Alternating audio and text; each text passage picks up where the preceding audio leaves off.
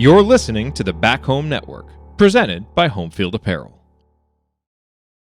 Saw the games, physical basketball and I was at the games. Versus you were physical not. fouling. You watched it on YouTube. Anyway. I saw the games. I watched the games every time.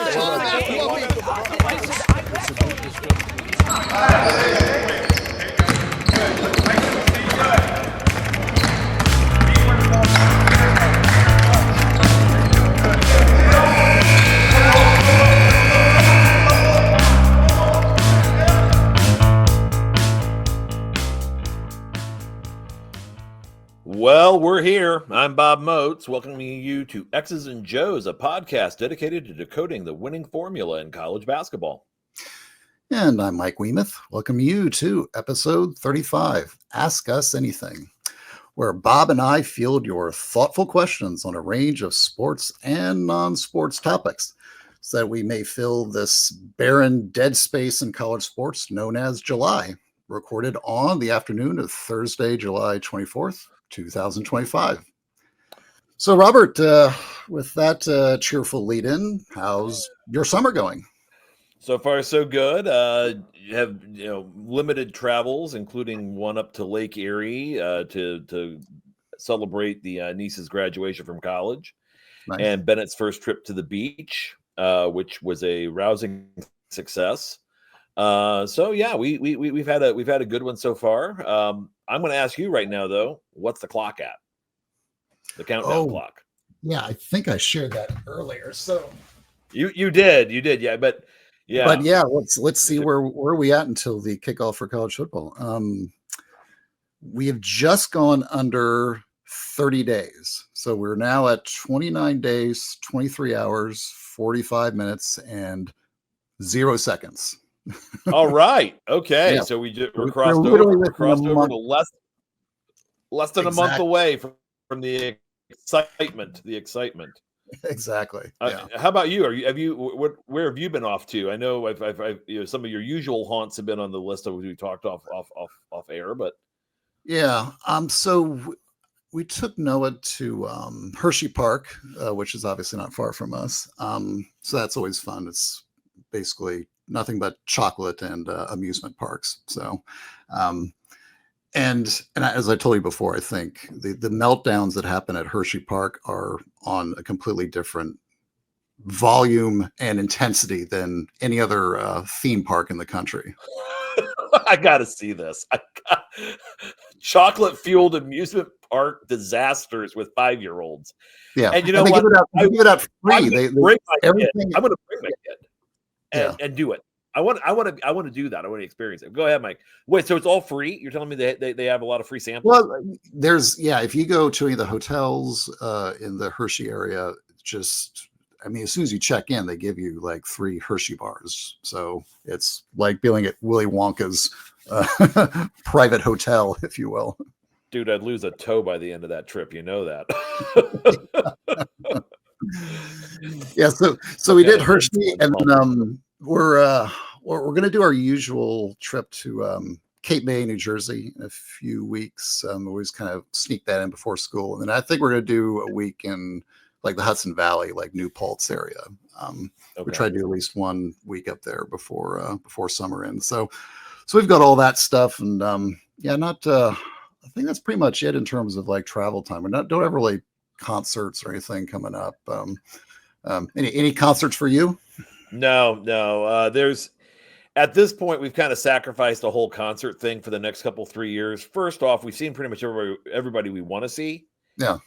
And although Leonid, and for those of you who don't know, Brown County Music Center is like in between where I live and IU.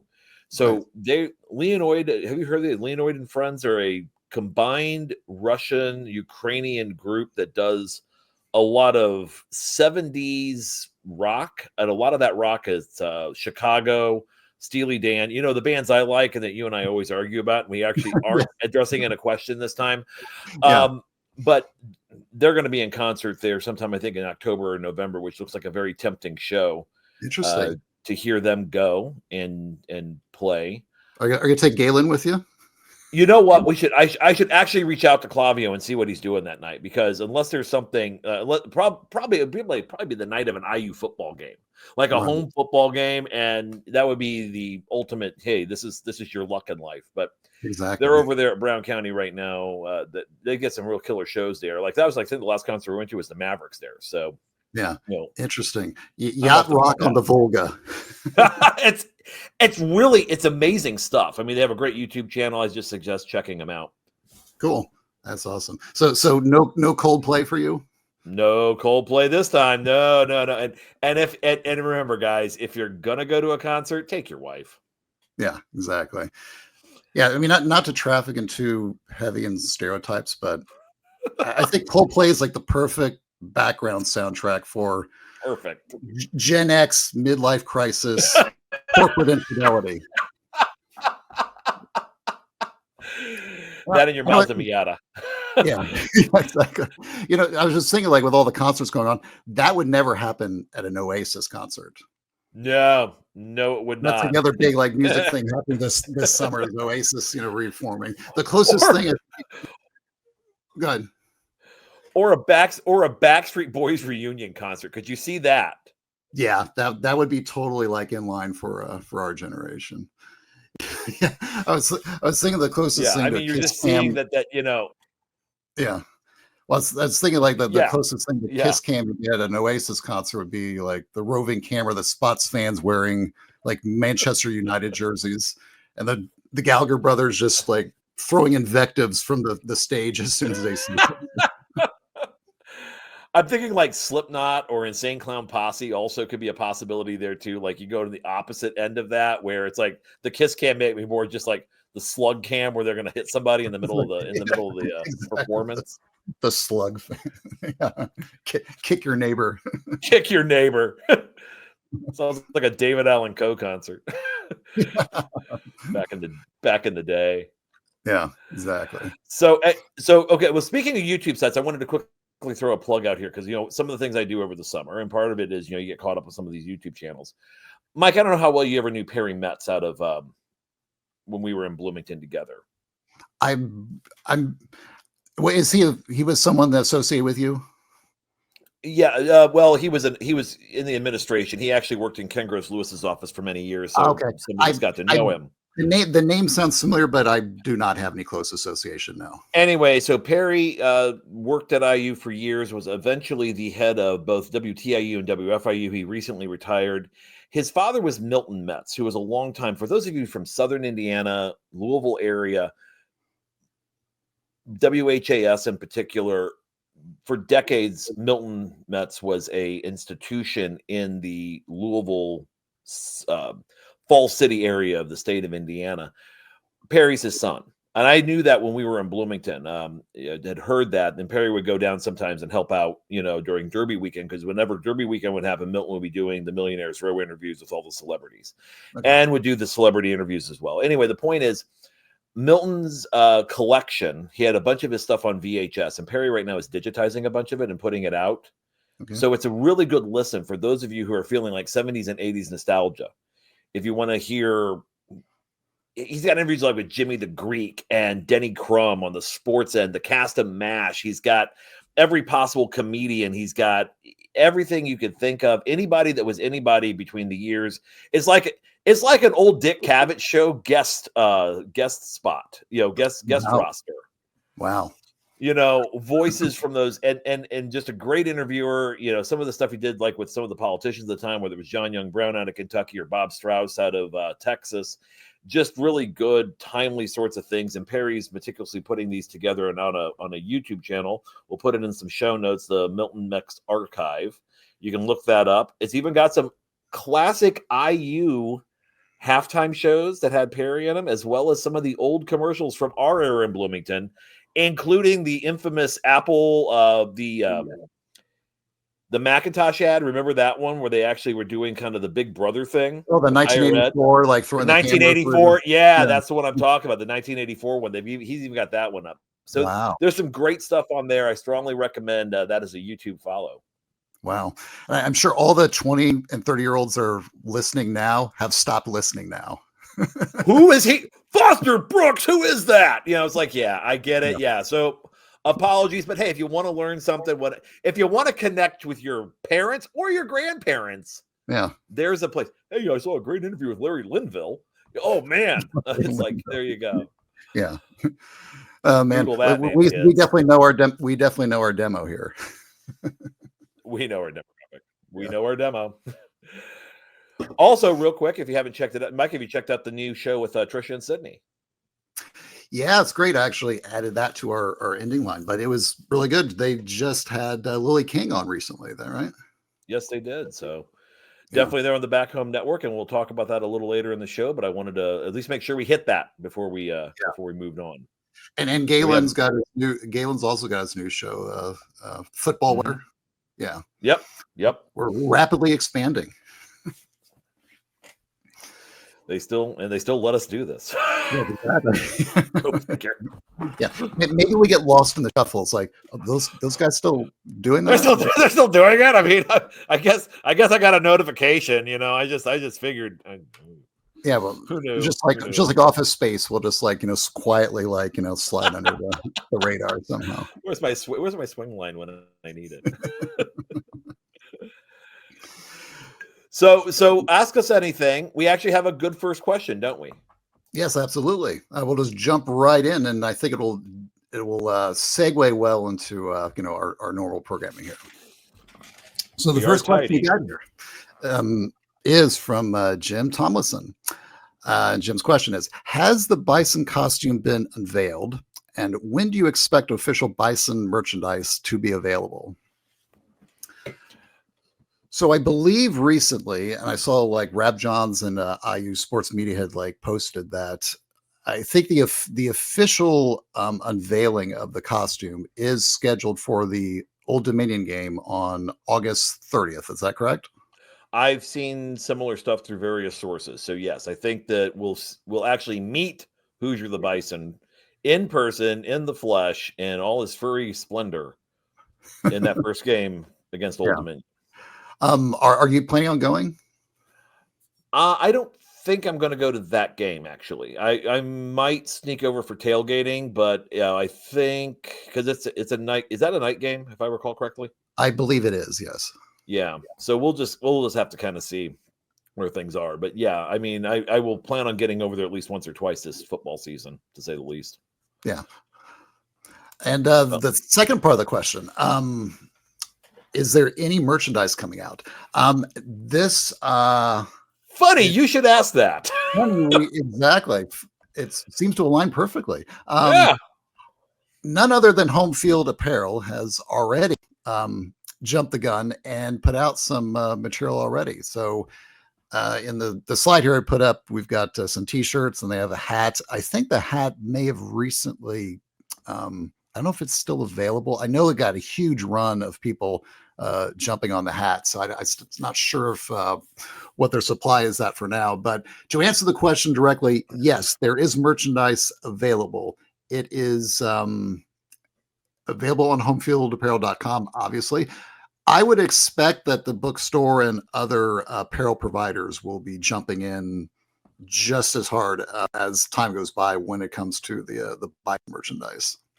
And I could also see, you also look out for Home Field when you're in places like the IU bookstore, or maybe your local Kohl's or other places where you find good, or you do your clothes shopping, especially as back to school season is coming into play. Many of you are going to be out there with the kiddos trying to get them into their latest slides and basketball shorts and T-shirt routines, which the kids are all wearing these days. And while you're there, pick yourself up something nice from Home Field when you're out back to school shopping. If you see these designs, if you get a chance, and just homefieldapparel.com if you're wanting to kind of just look and peruse and see what they've got available. But yes, the Bison is back, and the Bison is at Home Field. Yeah. And like you said, Bob, and it's something to remind people, you can find Home Field stuff in other brick and mortar retailers around. I remember, I think one of the last times you and I, we were going through the assembly hall gift shop, I guess they had there. And I saw some home field stuff actually hanging on the racks. So if you look for the home field emblem, you'll oftentimes find it in the regular, I guess, available racks you see within retailers around Bloomington. So check that out when you can.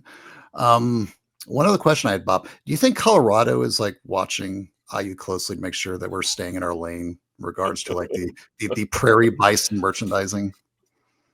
Our bison were here first. Yeah.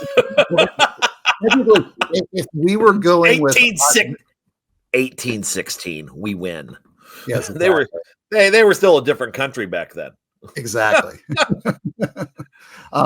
Yeah, I was just curious. Also, just because it's bison versus buffalo, I know that's right. It's huge. Small distinction. There's a distinction, but still matters. I'm sure legally.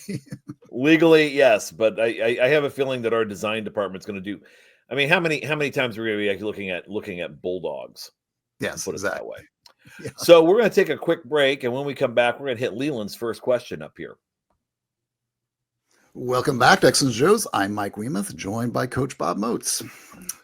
So Leland Butler, going on our apparel questions, what is the fascination with black uniforms from a cream and crimson team? And I've actually heard this not just for colleges, but also high schools.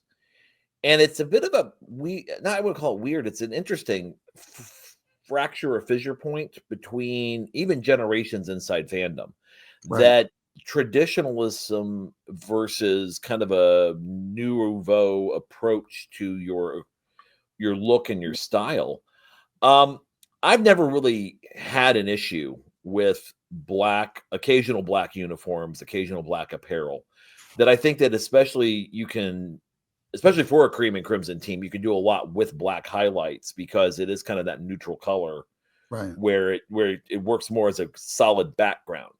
But I do think there's that weird stigma with the black uniforms at Indiana University that every time the football program shows up in black uniforms, we talk about a bonfire afterwards, and those things are never to be seen or heard from again. Yeah. Those of us who were there together. With this logo?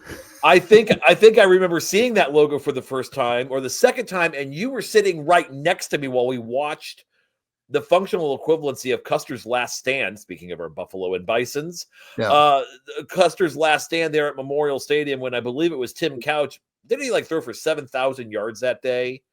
Yeah. Was that were they wearing the black uniforms during the Phil River game? No. The black uniforms made one single appearance. That's right. Yeah, that's right. It was that University of Kentucky game in 1997. It was Cameron's third game. I believe you're right. We were there. We were there. Yeah. It was blazing hot. It was like 11:30 on a Saturday. We didn't even get the noon kickoff, and then they kicked us off sometime after the Scooby-Doo show.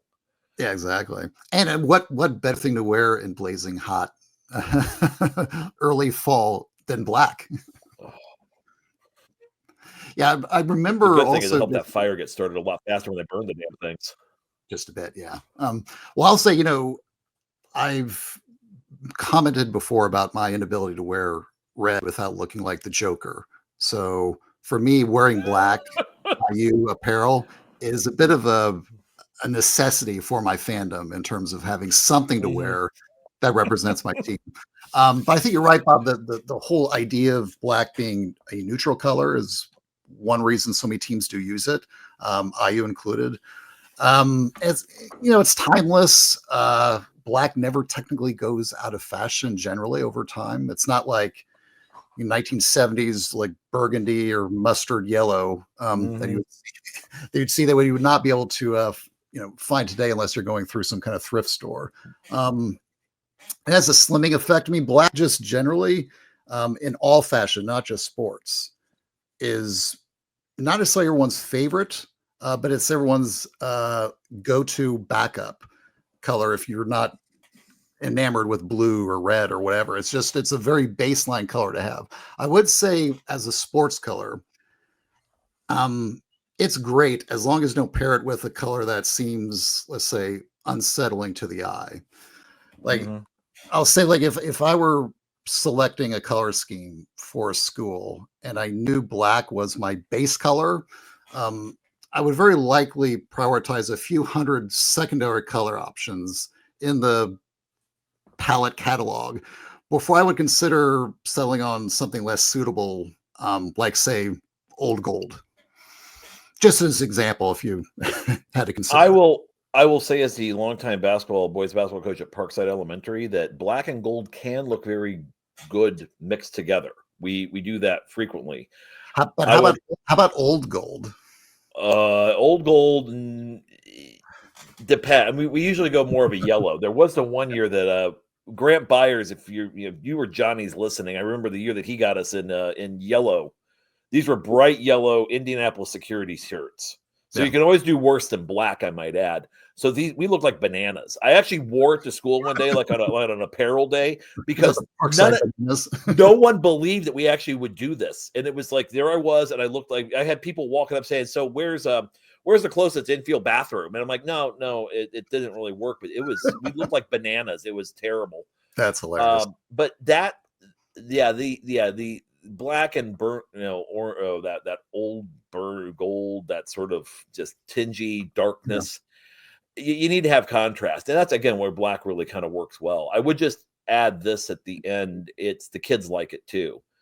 I think for basketball, I think the basketball jerseys, I think the kids were, I think the student athletes were particularly interested in wearing those.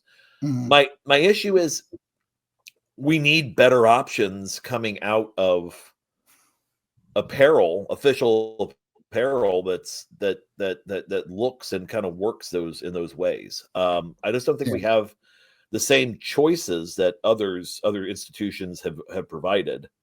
Have been provided by their apparel partners. Yeah, no, I agree, and I think your point about it being popular with the kids is the most relevant one. Talking about just creating an attractive environment for recruits, even if it comes down to apparel. I mean, that is something that kids take into account. Not that it's the determining factor, but it is important. And you're right, black just always tends to do well in sales. I mean, that's why even growing up in Terre Haute, you saw so many kids wearing Raiders stuff. It's not because they had some deep admiration for Lyle Alzado. They just really like the colors. So. You mean the Ted Hendricks group of fan club in Terre Haute North was not active in the late 80s, early 90s? Regrettably, no. It was not as well attended as one would hope. So. I will just say this before we get out of that question, and we can move on. You can wear it after Labor Day, and it also hides beer and nacho stains quite effectively. Exactly. Yeah. No, that's probably the most that's one of the most functional reasons for going with the black jersey. Especially for if you're a bachelor, that's totally a good reason. So, yeah. All right. Exactly. Next question, James Byers. James asks, what's a reasonable win-loss record for Greenwood Christian Academy this coming year? Given their massive NIL resources, if the new coach doesn't compete for a championship this year, is he on the hot seat? I mean, I think, are you sick of getting the text? I mean, we're getting so many text messages from the Greenwood Christian Academy's name, image, likeness, and victory fund, as they're calling it. Exactly. No, and I don't know how did we get on that list? Oh no, it's like we know somebody or something. It's like we know somebody. It's like, we just start it's constant things where it's like golf outings. There's a pickleball thing. There's, we could become a part of the winner's circle or the leader's circle. And I mean, every time, there we are, just Venmo.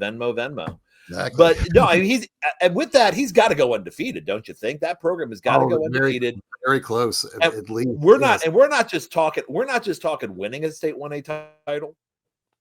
He needs to win it convincingly, and then they need to bring back the Tournament of Champions. He needs to go win that thing. Exactly. He needs to win that. He needs to go play those 4A teams and knock them off. I mean, those expectations have to be off the charts. Massive. At least the ones that we're going to hold him to, right? Oh, yeah. Probably, yes. So, yes, the he we're referring to is Tony Adragna, our good pal within the network, who was recently, some months ago, named the Greenwood Christian Academy head basketball coach. And yeah, Bob, I would say that just considering the things we discussed before. I mean, you remember on a prior pod, we discussed how long the honeymoon period for a new coach really lasts. I think at the time I indicated that it's often over, or at least nearing the end of its life cycle, once the word hot seat first gets trafficked in the public square. So, Tony, if you're listening to this, I hate to be the bearer of bad news, but it seems your honeymoon has come to an abrupt end 4 months before you actually coached your first regular season game at GCA. So just remember, Tony, this is the problem when you have friends like all of us. You may not need enemies. It's one of those types of deals. Oh, and by the way, Tony, happy birthday. Happy birthday, my friend. And just in all seriousness, for one thing, he is not blowing up our phones. Although I'm sure he would be more than happy if we were contributing. I would say that after the show, he might be. He might be. Yeah, he might be blowing it up. Shut him off, boys. Who?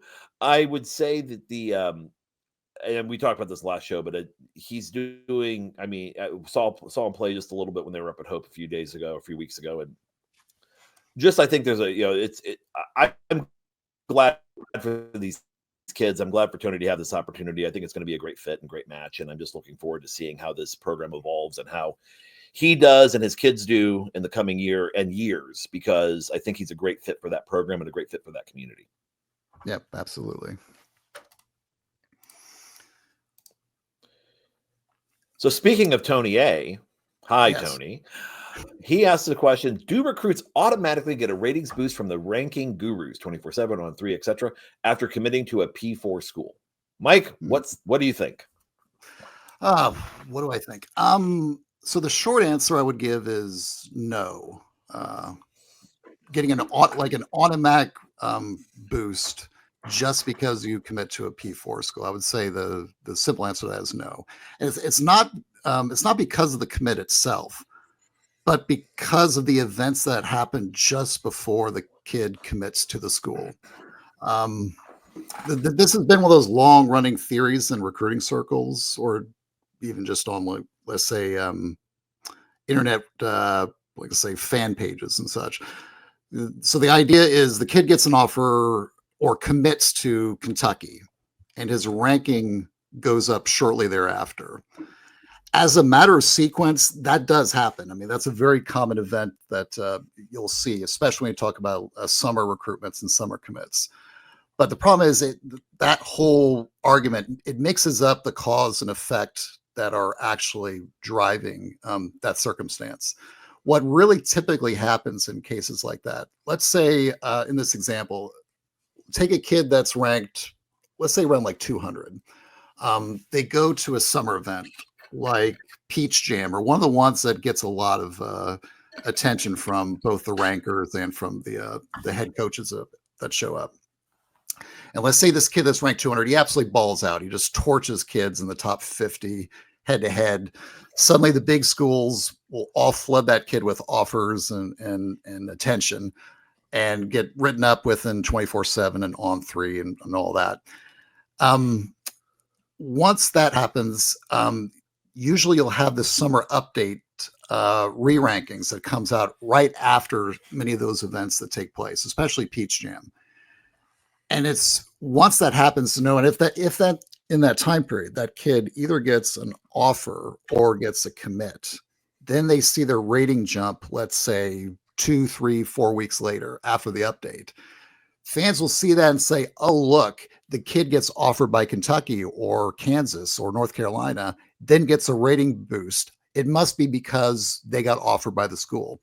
And it's not really that. It's the reality is that the change in performance that was witnessed, let's say, at that summer event was witnessed by both the rankers and the coaches in attendance. I mean, you go to these events, both of those populations are there. You see, you'll see all the coaches in one particular section, but many of the 24/7 on 3 rivals, whatever, the rankings people are there too. They're watching the same games and they're witnessing this kid just totally balling out.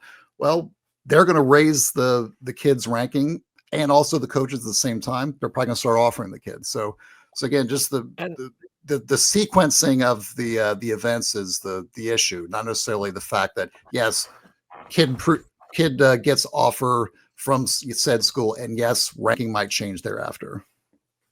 And you got to realize you're sitting in a gym and not just a gym, you're talking about a sportsplex. And for those of you, most of you, I would assume, have at least been inside a sportsplex where you have multiple gyms, multiple floors, action happening simultaneously. Like, it's anticlimactic sometimes when you win at one of these things, because right in the middle of your award ceremony, you have a whistle going and some parent yelling at an official on the other court right next to you. Right. There's a lot of downtime also. So there's so much going on. And these guys, they travel together. It's almost like they're like like the press pool and the pros are all kind of there together. And relationships are built. These guys talk to each other. These people talk to each other. So they're comparing notes also. They're going to ask each other questions and kind of see it. Part of it's to kind of test their own process. Part is kind of start gauging kind of where these are going. We've always kind of said there's two base data points that we can measure effectively, which are offers, interest in offers from coaches, and the rankings. These two, most times, I would say over 80% of the time, are very much in line with each other. Would you agree with that, Mike? Generally, yes. Yep. Probably even, and even then, much. And in the cases where they're not, oftentimes it's because coaches are seeing something and they're seeing a kid right before they blow up, and you start seeing offers, or you see someone getting in early on a young man who they're saying we're going to we may be putting an offer out to him, or at least talking to him, because we think he is going to blow up eventually. And then they're there first. Exactly. So sometimes you get it right, sometimes you get it wrong. Most times things are pretty level, but I do think that the idea that the gurus, or kind of that group of people that are in this area of ranking players, it is more of it's the causation is a little different. It's not they got the Power 5 commitment because they were going to get boosted in rankings, not the other way around, I think is what you're saying. I totally agree with that, Mike. Yeah, you're hitting the nail on the head on that. Yeah. And there's always this interesting debate that takes place, which I don't even really see it as debate. It's like, do you trust the rankers, or do you trust the coaches? And yes. Yes. Well, yes. Yeah. It's odd, just because I know it sounds like an interesting narrative, but for the most part, they're engaged in two completely different exercises. Like, rankers are not putting a roster together. They're just going out there and doing the best they can to say, hey, well, this is about where we think kids are aligning. The coaches are not out there to do that. They're putting together their roster based upon their needs and weaknesses and advantages. So yeah, I've always thought that's there's something kind of nonsensical about that whole idea that you're supposed to trust all one or the other. It's like they're not engaged in the same activity. And frankly, like you said, most of the time they're directionally kind of agreeing about roughly where kids are aligning anyway. Totally agree with that. So yeah. Sam S. I wonder who that guy is. Yeah, who could that be? Who is this guy? I feel like some of these people are familiar to us, but you met him before. Sam S asks, what exactly do you see IU doing at their wing spots this coming season, including Miles, Dorn, DeVries, Wilkerson, Sicily? Will Sicily or the kids transferring up offer much in their first season of P4 basketball? This has been the questions that have been kind of driving my summer, trying to figure out how this roster is going to be deployed. I think it kind of gives us a few indicators as to between that as well as where DeVries is recruiting going into the class of 2026 and beyond what the priorities are. I would start with, I'm not really sure what they're going to do or how I think Lamar Wilkerson is going to be on the court 75% of minutes plus. Agreed. I see him as a 30-minute plus player. I see the same things true with Connerway, and I see the same things true with Tucker DeVries. Yeah. I think at any given time, you're going to see the two or the three of them on the court. Now, the question then becomes, do you have Dorn and Miles, who are bigger wings, but also mid-sized perimeter wings. Like if you think about what a wing, and think about wings as what we call forwards, and you have traditional threes, traditional fours. Those two are basically traditional threes, from what I can gather. Right. They're low to mid 33-point shooters. I think Miles is better, especially going into the rim, shooting on his own. I think Doran has a few more nuances and polishes on his game. I think both could be really good or good pieces to the puzzle. But the question is, so you go with them as your best lineup, with Wilkerson playing more that secondary lead, that slot position next to Connerway, or when Connerway's off, Enright, who would be the assumed next guy. So the question then becomes, is it Miles and Doran in that sort of second wing or that first wing position, that smaller wing position? Yeah. Or could you put Wilkerson there? And this is what I was thinking probably 2 months ago, and I'm kind of moving a little bit on that I'm less sure this would be the case. When we first saw the roster, I thought, well, probably your best initial lineup now is Connerway, Enright, where you have two leads who both are really good at making decisions out of pick and roll situations. They both are good at hitting level 3 or perimeter shooters or cutters, especially shooters. Can you then add DeVries and Wilkerson, who are also at both of their prior stops were used in pick and roll actions as ball handlers frequently. So you could even see inversion where you have Wilkerson setting a ball screen for DeVries, or you could have Connerway setting a ball screen for Wilkerson. And then trying to either ghosting it or slipping it or doing something out of that inversion that could really kind of soften defenses more effectively. So the question, I think, comes down to what I see IU doing at their wing spots. There's kind of two different areas. One is you go with the two lead model, where you have DeVries, or you have Connerway and Enright, with possibly Drake and Ristic jumping in potentially as kind of backups, and you play Wilkerson a lot at that sort of wing spot along with DeVries at those two big. Well, DeVries the bigger wing. You have Sicily kind of backing up DeVries a little bit on that sort of 4 spot, which you would expect out of a freshman, with Miles and Doran giving you some margin for error there in case one or both don't work out. That's a possibility. So you could see that being a possibility, or you just kind of platoon more of Miles and Doran situation. Wilkerson takes over that secondary slot spot with Connerway, and you can move him down into that secondary wing spot from time to time. Yeah, where you still have DeVries and Sicily kind of keeping that 4 spot going. Ideally, I think right now they're probably 8, maybe 9 deep as to what you can expect to see them play. I think the first few games of the season are going to be interesting to watch. I think there's so much you can do out of it, though, because I was running some numbers just on pick and roll actions, and all of these wings were over 15% of the time used in pick and roll action, which we're not really used to seeing at IU.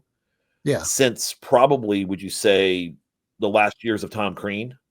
Probably. Where you actually had multiple guys who could be a ball handler in a screen situation. And they're all very effective then, that they actually have better point per possession numbers than anybody from the team the last 2 years as receiving ball screens. And especially when you consider the fact, and we're going to talk about this here in a minute after we banter a little more on this one, you had a lot of level 2 actions being read the last 5 years at Indiana, with Trace Jackson Davis, with Malik Renew, with Race Thompson, with Khalil Ware, with Omar Ballo. You get on the list of the bigs IU has had over the last 6 seasons. A lot of our pick and roll action was designed to get the ball into bigs in level 2 reads. And so the point per possession numbers in those areas were actually higher than what you would expect from most teams, as not just in efficacy, but also in amount of time using it. So general question, they have a couple different directions they can go. I think regardless, you're going to see multiple guys who can hit the lane. You're going to see multiple guys that can drive the ball, multiple guys that can shoot the ball, multiple guys that know how to find the open guy on making the right read. It's going to be an interesting way of looking at this over the next few weeks of the season, the first few weeks of the season, to kind of see how that progresses. Exactly. Yeah, and I agree with your base of having the assumed, let's say, starting positions for some of those spots are going to be pretty well cemented, I think. Like Conaway at the 1, Bailey at the 5, Wilkerson at the 2, and DeVries at the stretch 4.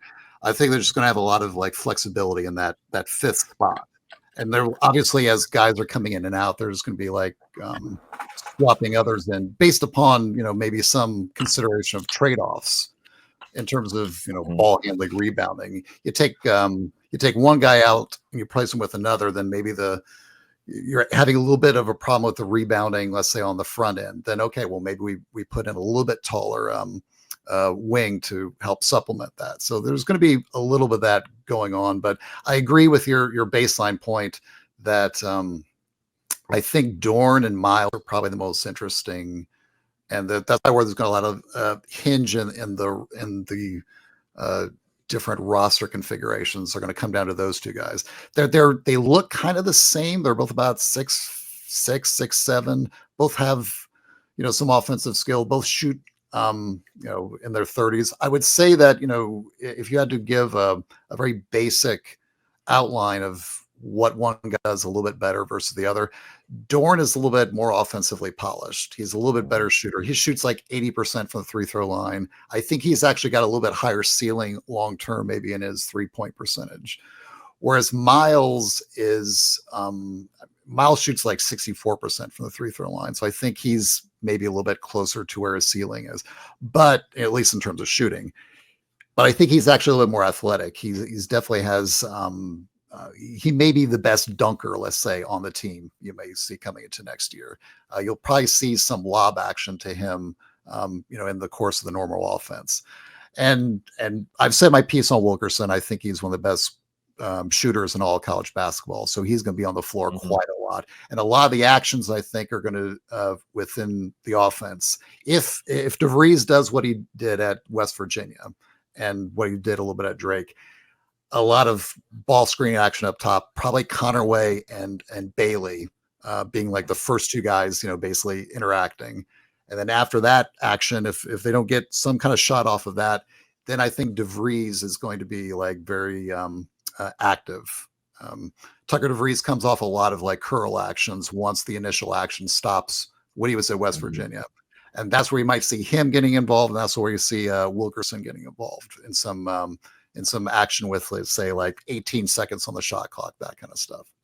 And again, you're talking about a system that's designed to get you a shot within 12 seconds, basically 12 seconds or less. That's where I think he wants to spend most of his possessions, is getting a quick shot.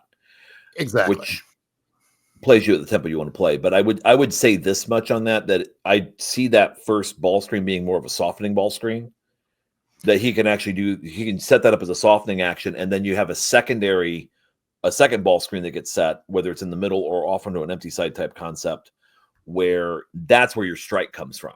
And it's going to be a guy like Wilkerson, like DeVries, or a Conaway who's just getting to the lane and getting it to the right person at the right time. Or you can see zoom action get set up out of that first ball screen. Like you would see, there are ways of configuring your actions where you stack a couple actions onto each other. And then all of a sudden, what we used to see as being some softening actions in some programs could actually be striking actions at IU, because I can see a lot of these guys getting a lot off of cuts and a lot off of kickouts.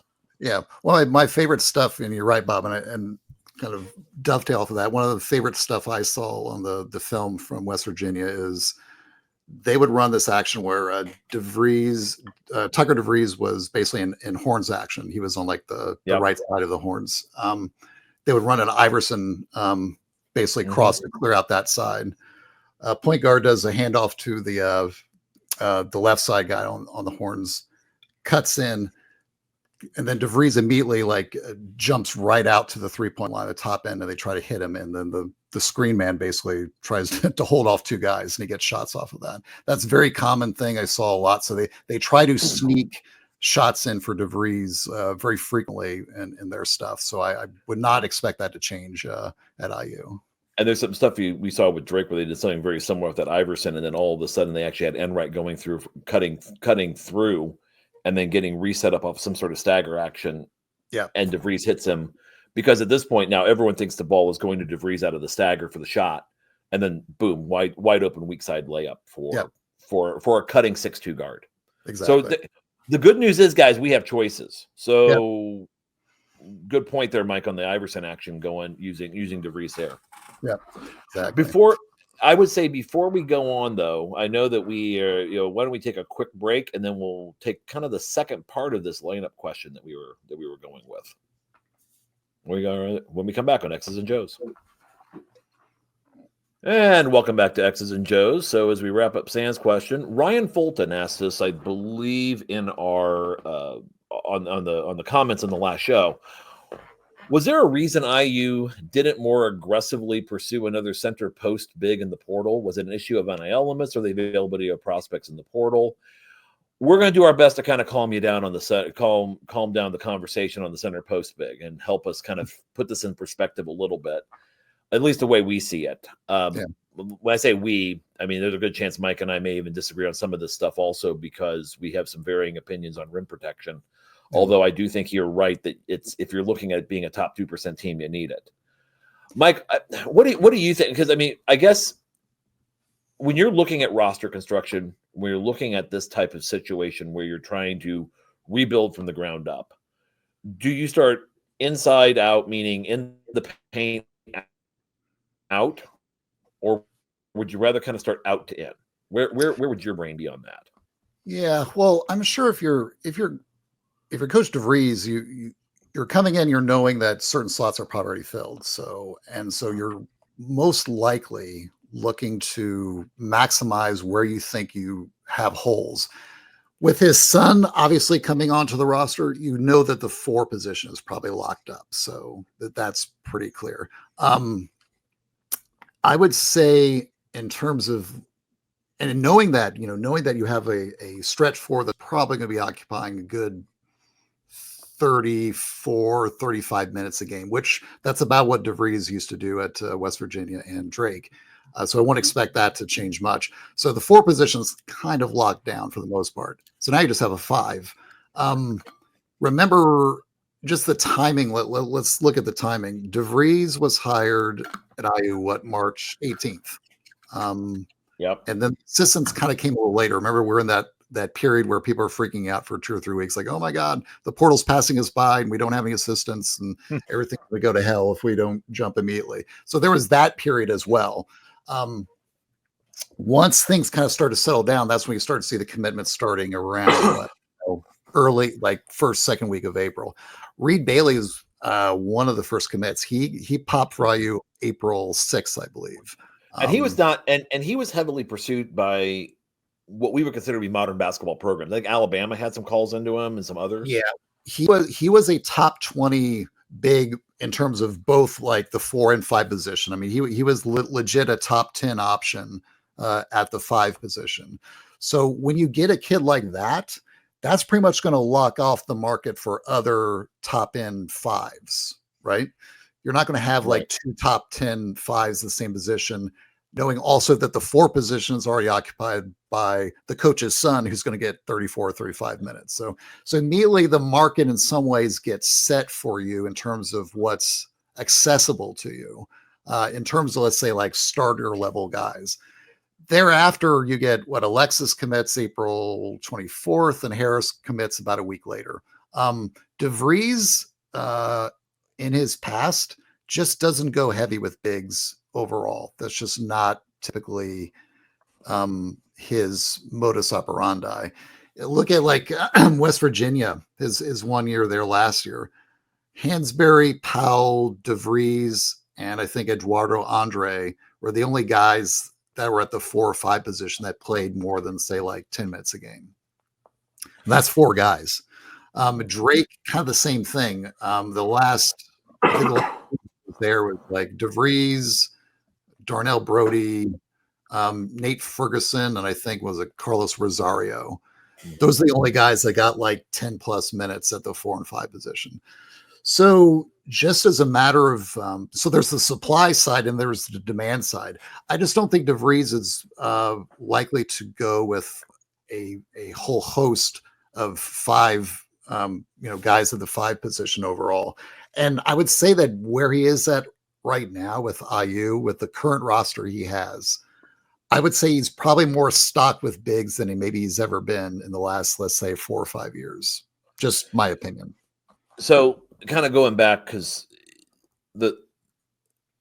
he got the bigs, I think, that he needed in order to build what he needs to build from a standpoint of changing the way IU plays, if that makes sense. Bigs are a bit of a commodity, or not a commodity. They're not even really a luxury. It's just really hard to find skilled guys who are going to play multiple years in college who are 6'9", 6'10", 6'11", 7 foot. Yeah. Most of those, if you're skilled in those areas, think of Chet Holmgren as a prime example to this. They're considered unicorns. They're going to be looking at NBA contracts pretty quickly moving on. So finding the next Johnny Broom it's 2 problems. Problem 1, you got to find him if he exists. Problem 2, and this is probably the biggest problem, is he's going to be a very high price tag. And when you're rebuilding a roster where you need literally every spot on the roster is needed and needed a replacement, that's where I kind of go back to that outside in versus inside out. You got yourself a top 20 big. Now, Ryan, I see his point, and I see the point that a lot of fans have been making, which is, but don't you want to have high-level rim protection?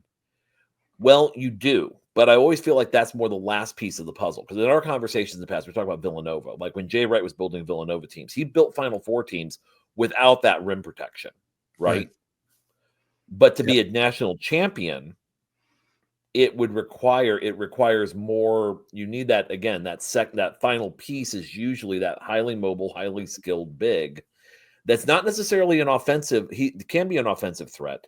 He's not a liability on offense, but he also provides for you defensively the ability to be a more effective shot alterer, especially because as you start getting into games where it's 1 or 2 possessions, and most games, a lot of your games are 1 or 3, 2 to 5 possessions determine the game.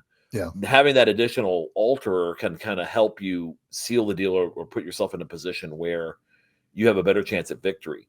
Yeah. One thing that's interesting about DeVries now is, and this is, I think the NIL limits were part of it, but I think a lot of it was, I'd rather, have a stronger perimeter presence with Connerway, Wilkerson, DeVries.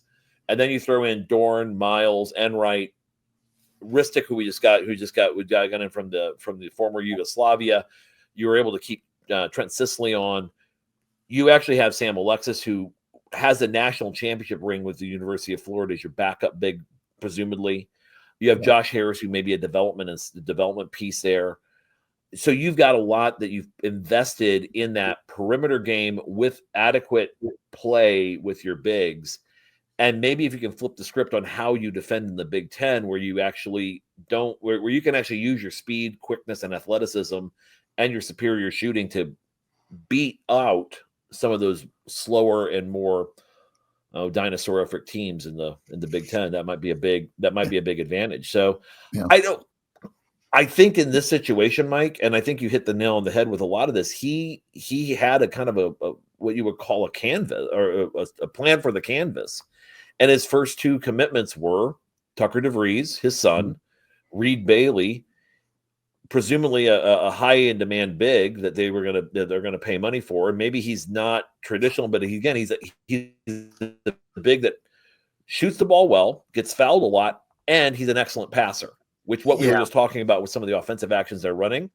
You're not going to see a whole lot of level 2 actions being run like we've seen again, like the last 6 years. But I think offensively, we'd rather see level 3 3-point shooting, good perimeter play versus trying to force the ball into a big man. Right. And again, like, because the big is almost, I will say almost always, the big is frequently sitting at the top of the 3-point line. As soon as the ball is coming across the 10-second line in Darren DeVries' offense, he's sitting there waiting to set that ball screen. So having a big like Reed Bailey who can actually dribble a little bit and shoot a little bit. Again, I said he's not Danny Wolf, but he kind of looks like him at some points of his game in terms of how he plays. He can dribble on 5s, he can shoot, he can pass.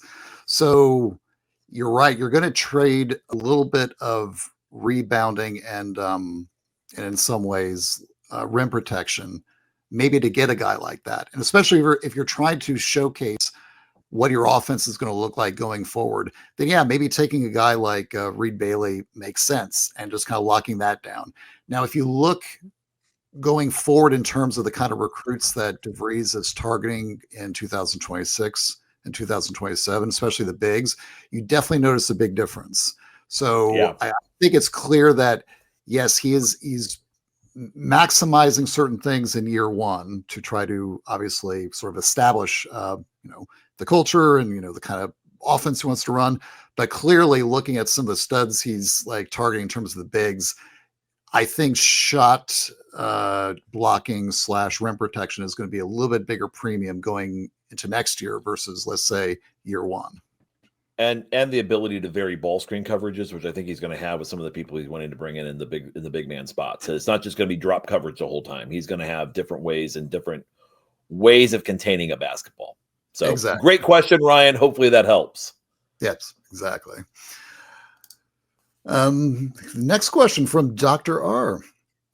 He asks, should the NCAA tournament be expanded beyond the current 68 teams? I know, Bob, you've discussed your take on this many times before, and I think you make a pretty interesting and I think compelling argument around, let's say, the proportionality of total teams versus the teams that get in the tournament. But maybe just give people a sense of like what your argument is around the expansion of the tournament. Were they saying it was about, let's see, we have 200 something. So it was like 20% of the teams got in based on when they went to 64 teams in 85. Yeah. There's a fixed, go ahead. I'm sorry. What was that again? Yeah. It was like 200 and there's like 280 in 85. Yeah. 200. And now 364, 365. We're 80 up on that. So if you index the percentages, it takes you to roughly, I think like a 70, it takes you almost to an 80 team tournament. So you could actually add additional teams, additional games for the NCAA tournament that would proportionally be in line. You have roughly the same amount of conferences, so you still have conference champions. The question becomes, is it really worth it to have more 8-9 level type teams? Do you want more of those types of games in an earlier round versus do you want to then do more play-in games for some of the smaller conferences?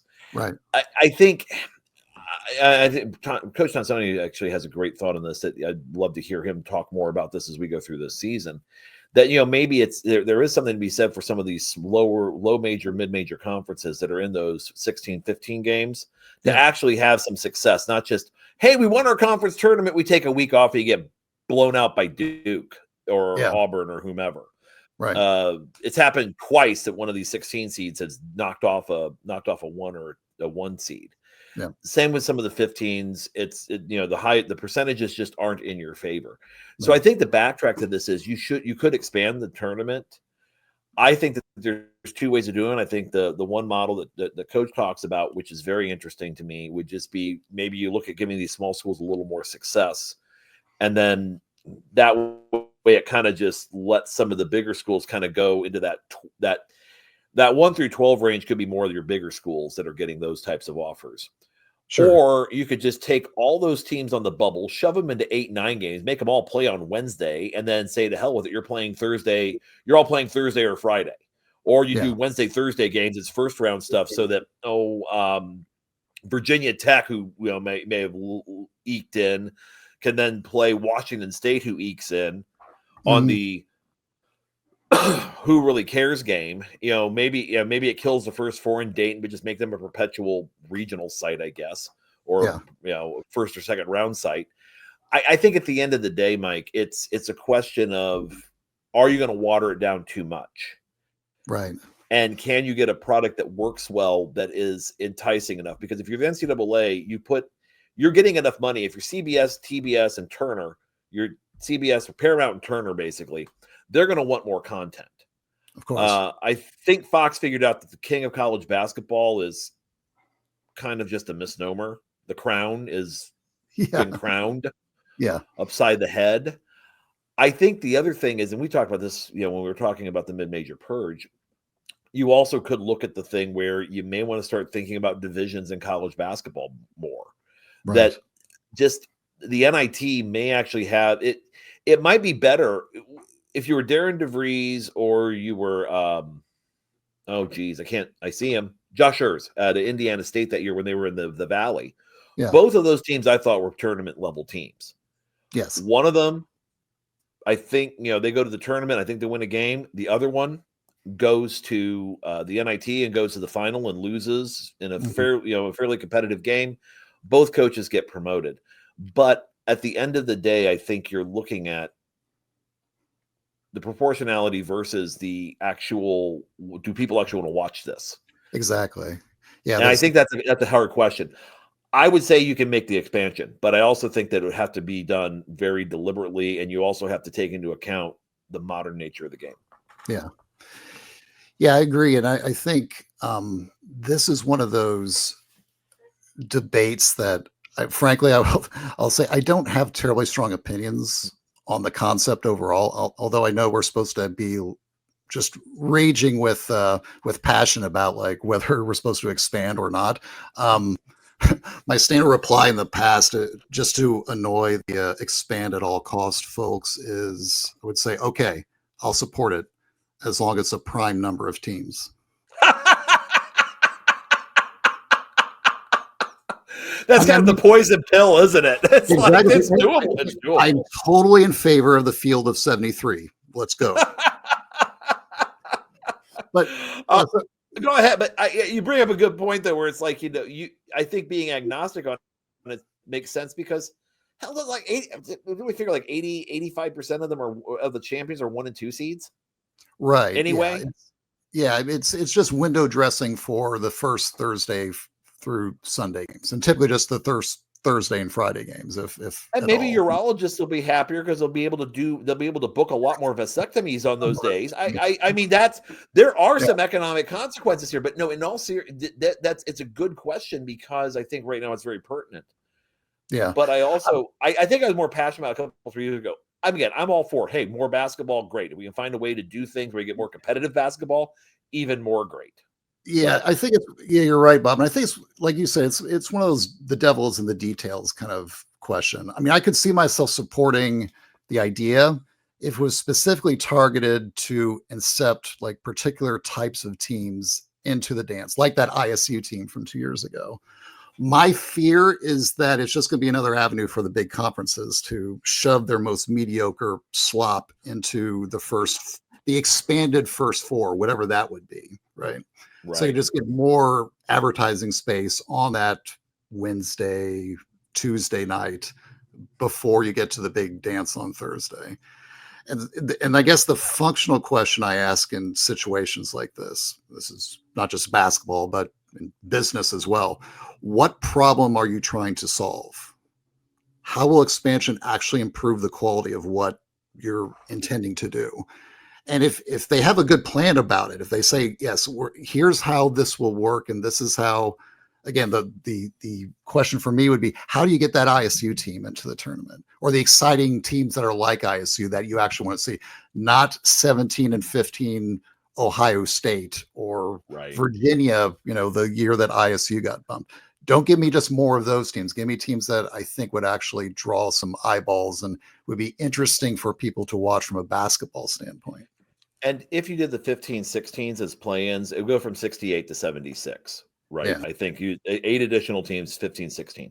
Yeah. If you did 8 the same way, you go from 68 to 76 teams, or roughly around that. No, actually, you would be a little less because then you got to take away those 6-11 play-in games. Right. So you'd still be in a position where you'd actually expand the tournament, get closer to the proportionality. And that would actually, I think, in the first case, if you let the smaller schools play each other, that allows for more of the Indiana State emerging conferences to let people in. Yeah, exactly. The other side, you're basically just trying to knock off, and you're trying to keep your one, and you're trying to preserve your 1 seeds. Is basically what you're trying to do. Exactly. Did you see? I think it was maybe Matt Norlander who put this stat out. I thought it was like really compelling. He had said that something like 90 teams have been added to D1 since 1985. There have been obviously some sliding in, sliding out, but about 90 teams, I believe. But only one of those programs in that whole time in the whole history of the expanded tournament since '85 has actually won an at-large bid. Who was it? Do we remember? I would. Yeah, I was about to like follow up and look into. I don't know.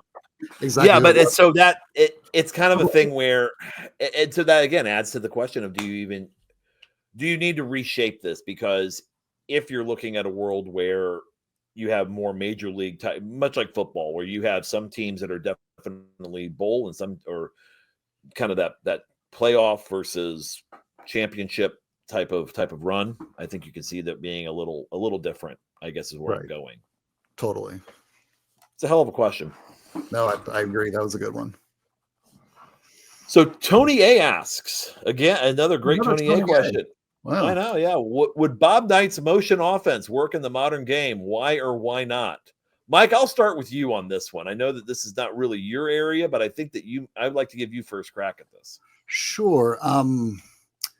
I guess the consultant answer would be it depends. I think it could work, but mostly for lower tier teams that aren't gunning for national titles. Let me put it that way.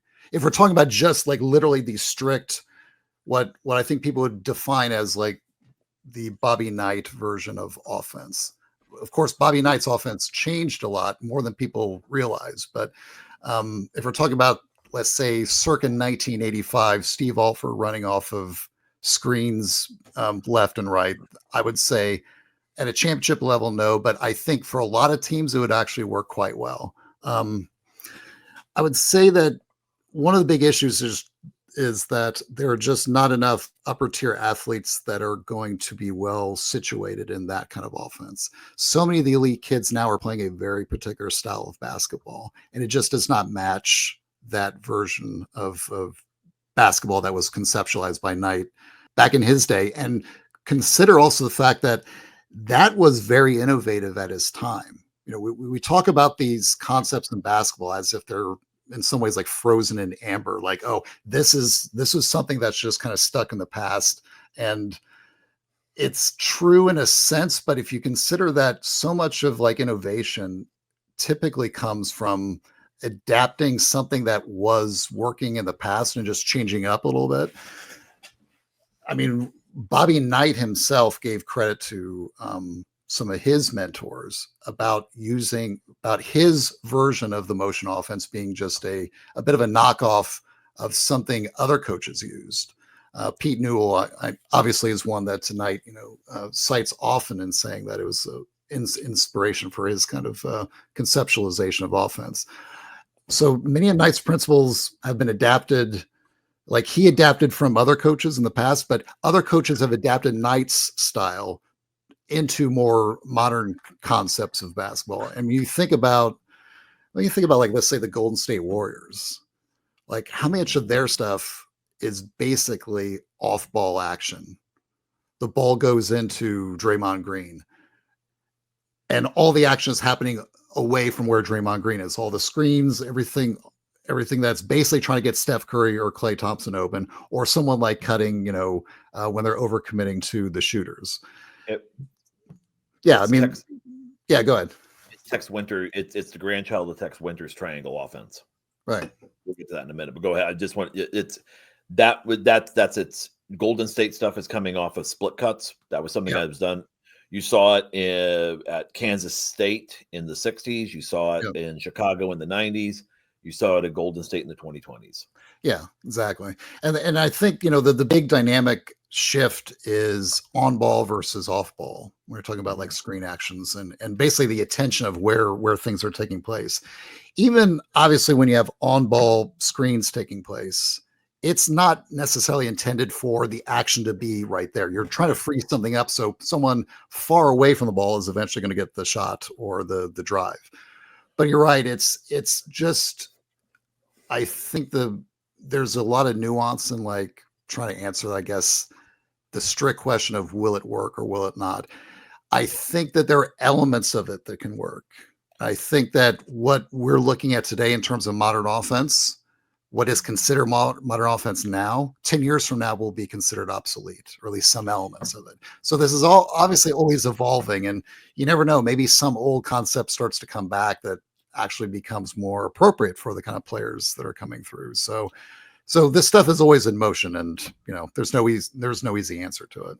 Why we don't run the T in football anymore with 2 tight ends? Why we don't run the wish, then the wishbone comes out of that, the power I comes out of that sort of area. The T formation was innovative in 1940. Then the wishbone was innovative in the late 60s, early 70s. Same with the veer. Same, you're talking pro set. How many pro teams run a pro set now, Mike? Nobody. Not ones I know. Yeah, nobody. But then you're right. But then you look at teams like Florida under when like Tim Tebow came around, and certain little subtle elements of the old style of running, kind of came back in. It's like, this run pass option. That's kind of like a little bit of an old concept that kind of came back in. So these things kind of loop back in, like elements can loop back into modern offense, but you can. It's never the same version. It's evolutionary. And so, to kind of go to Tony's question, no, I don't think it works in the modern game for 3 main reasons. Reason 1, you have a 30-second shot clock on the collegiate level. Can you do it in high school? Can you do it in younger levels? A little more effectively, yes. But I think the biggest problem you run into with this at the collegiate level or the pro level with 24 to 30-second shot clocks, it takes too long for it to develop. Right. You don't have time to just pass the ball, freeze it, while you let the screens work. Because if you don't make a quick decision of Jay Wright's mindset of you're never more open than when you catch the ball. Well, no, you need to reverse, get the ball to the top and hold it there for a moment while we let some stuff work. Don't just immediately fire it to the other side. Because the other problem is, so those 30-second things where motion offense took more than 30 seconds usually to develop to get a good shot. Oftentimes looking for something off of a back screen, whether it was Dean Smith's system, it was, sometimes that high-low action that he would get from his tandem posts. Because Bob Knight and Dean Smith's motions were developed at pretty much exactly the same time, and the two of them consulted each other. Bob Knight with index cards sitting at a table with Pete Newell in the early 70s. Dean Smith doing it with his university professor, faculty level of coaching staff, that they were looking at converting their zone offense to something where they could get more than they were getting out of their structured area. Bob Knight's a reverse action guy. Pete Newell's offense. Dean Smith is basically he was a shuffle offense guy. That's a variation of flex. Yep. They figured out kind of how to work through this. So why it doesn't work in the modern game, it's too slow. Second, dribble penetration is so much more effective. And one of the biggest, and it's so much more necessary because I think, Mike, you hit the nail on the head. What's going to move a defense? The ball moves the defense. If the ball's at a side, it's not going to be you're picking off screens because at this point, the ball is actually going to move and create help dilemmas, whether it's off of a ball screen, whether it's off of a handoff, whether it's off attacking a closeout. You beat one man. Now you're in a 5-on-4, as you call them, power play situations, which is a great way to look at it. And now someone's got to stop the ball, which now opens up something else on the court, which is either a cut or a kick out to a shot. Dribble penetration, and now coaches over the last 30 years have embraced dribble penetration, starting with Krzyzewski, starting really with Mike Krzyzewski and John Calipari developing dribble drive concepts, going from 3-2 alignments, 3 guys out, 2 guys in.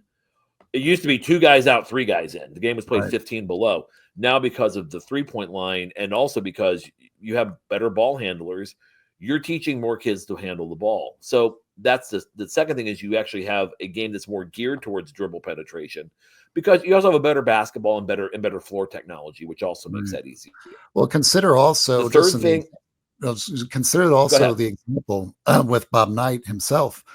Once Bob Knight got a point guard like Isaiah Thomas, he did not stay in the quote unquote traditional model of his offense, right? He tried. I think he tried to do it. And it took him about 1.5 years to figure out that he just needed to open things up. Remember that 81 team, one of their struggles where they were trying to figure out how to run the offense. Yeah. Knight even said in later interviews, and it says in his book, I just let them open up and things went better. We could still run motion concepts out of this. We just were doing it. We were looking different. Yeah. So that's kind of, so that's exactly it, that you actually had more, he was embracing more dribble penetration. And he definitely did that at Texas Tech, I might add. Yeah. The last part of this, and this is probably the most essential thing, was defense adjusted to stop motion. Help side defense was designed. Help schemes were set up. And now you're seeing the help line moving from more that nail where it's to try to stop screens in the lane. If you try to screen guys in the lane and try to run curls, or you try to run back cuts like you did back in the 70s, 80s, even the early part of the 90s, you're actually clogging the lane and you're creating more congestion. And part of the reason why these guys went to motion, why Bob Knight especially went to motion, and why he didn't embrace ball screens, I might add, was that he wanted to maximize spacing. Now he's actually going to collapse spacing more by running a modern motion, because you just don't have the same – you have different help protocols and more athletic help. Help side defense is much more emphasized than it was 30, 40 years ago. So all those factors, it's a great question, Tony, that you bring in there. I think at this point, the game is much like the T formation and the wishbone in football.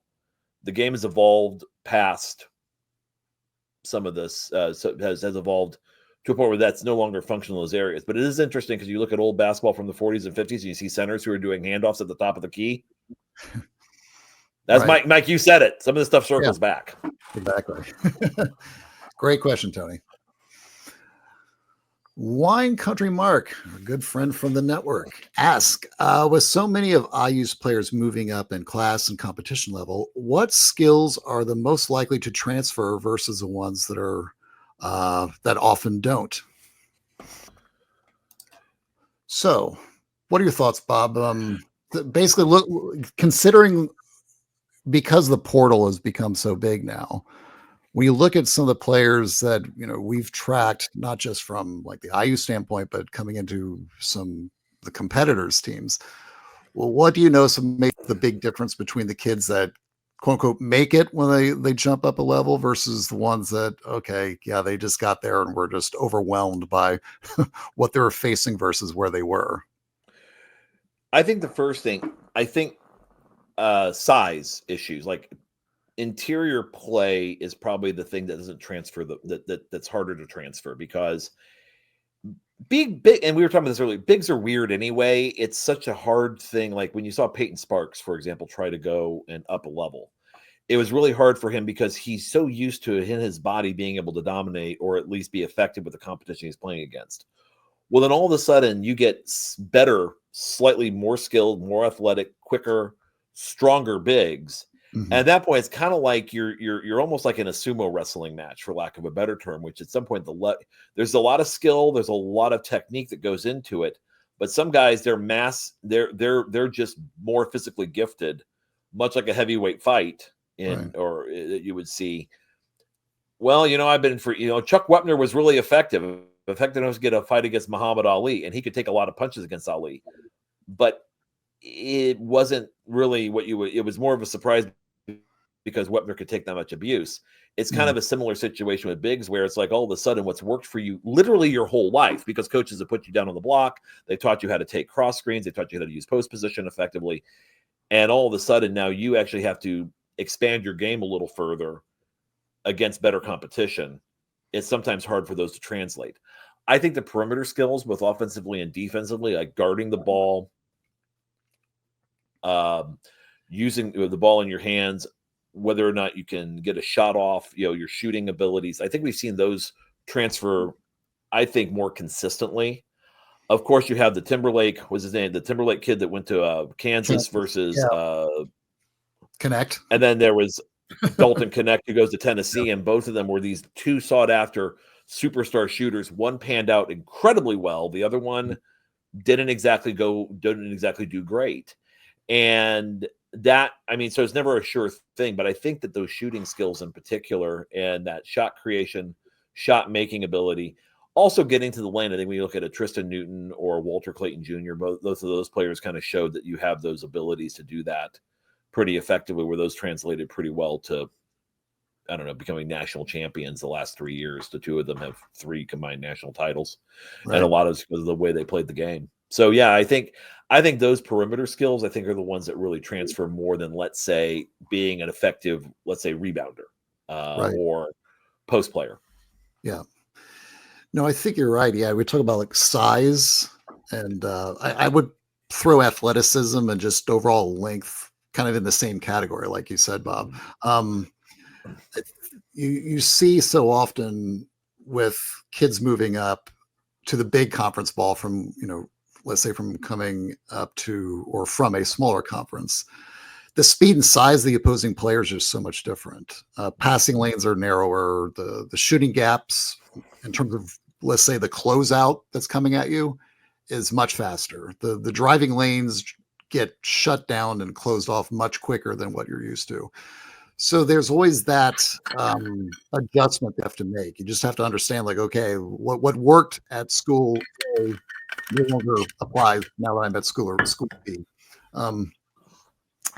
And yeah, I would say that, let's say, rebounding, defending, dribble penetration, some of those things obviously are greatly impacted by that change in the length and athleticism of your opponents.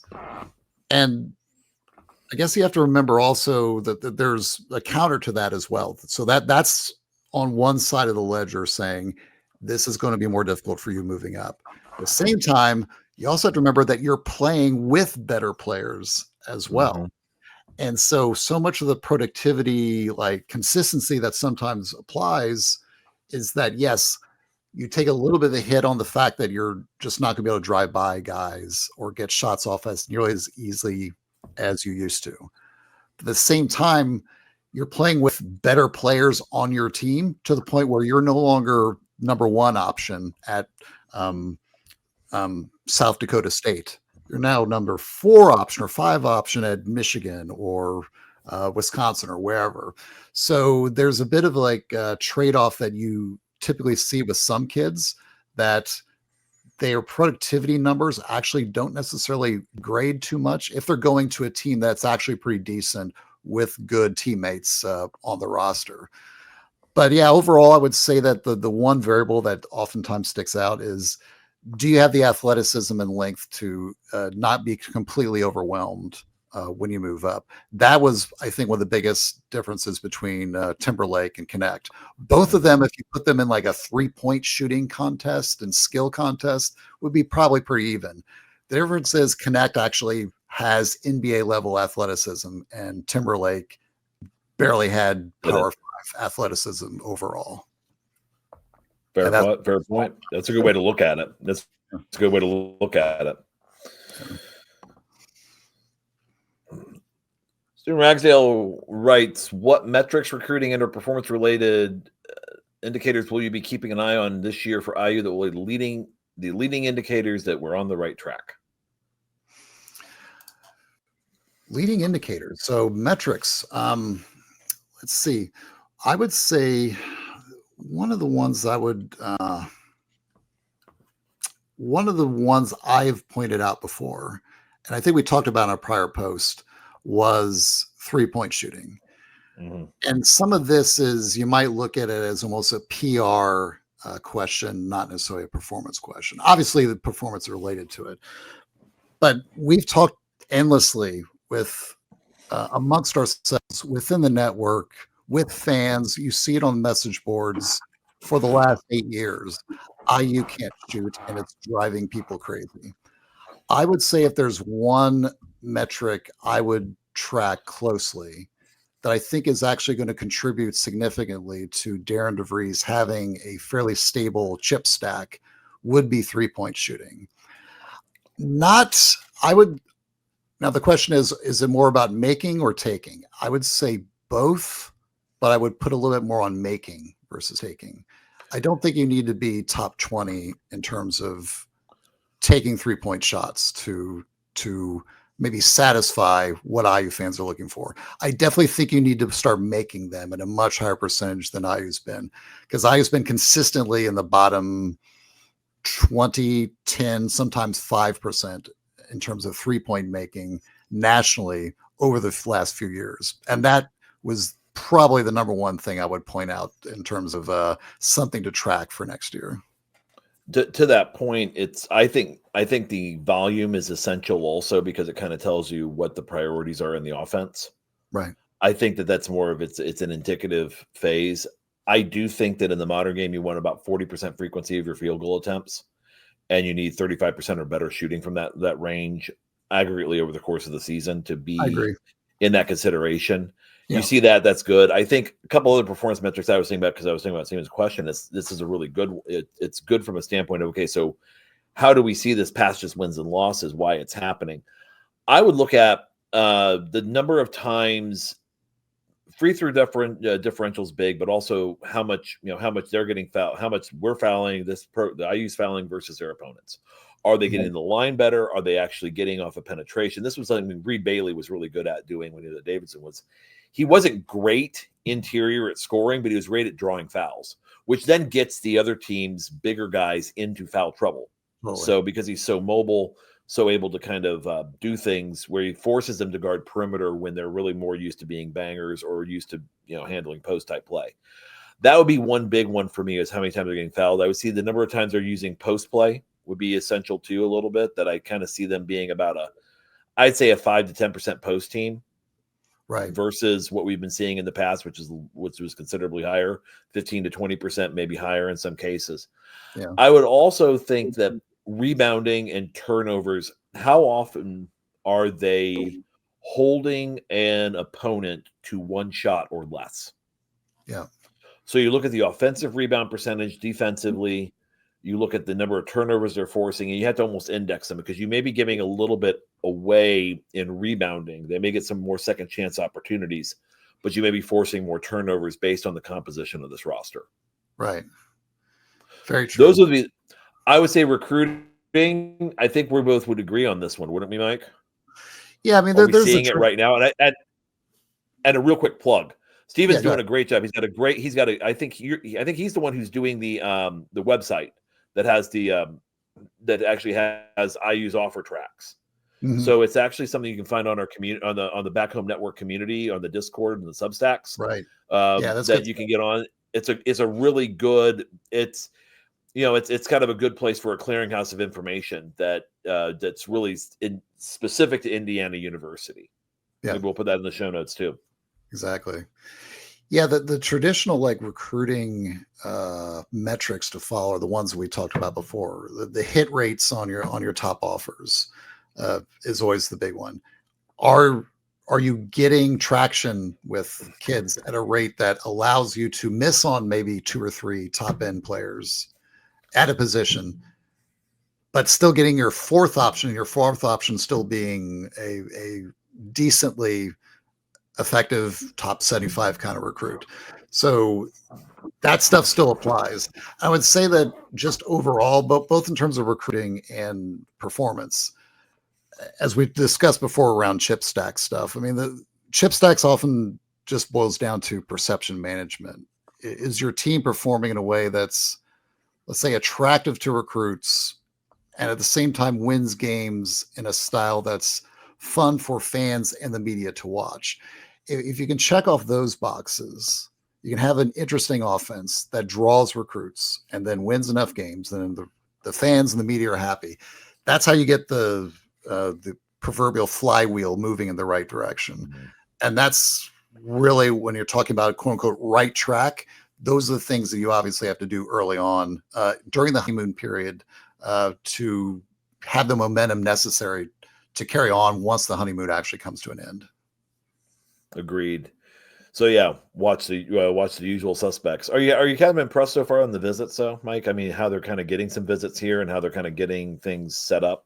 I would say, yeah, looking at just the quality of recruits they're looking at, especially in the high school. I mean, the fact that so many of these kids are very highly sought after, and DeVries just seems like every 2 or 3 days there's another top 30 kid that says, oh yeah, I want to take a look at IU, or I want to come to Bloomington once October rolls around or whatever. Yeah, that part is impressive. And it's, even though people say, well, it doesn't count because only commits count. Again, we talk about the inverted pyramid of recruiting.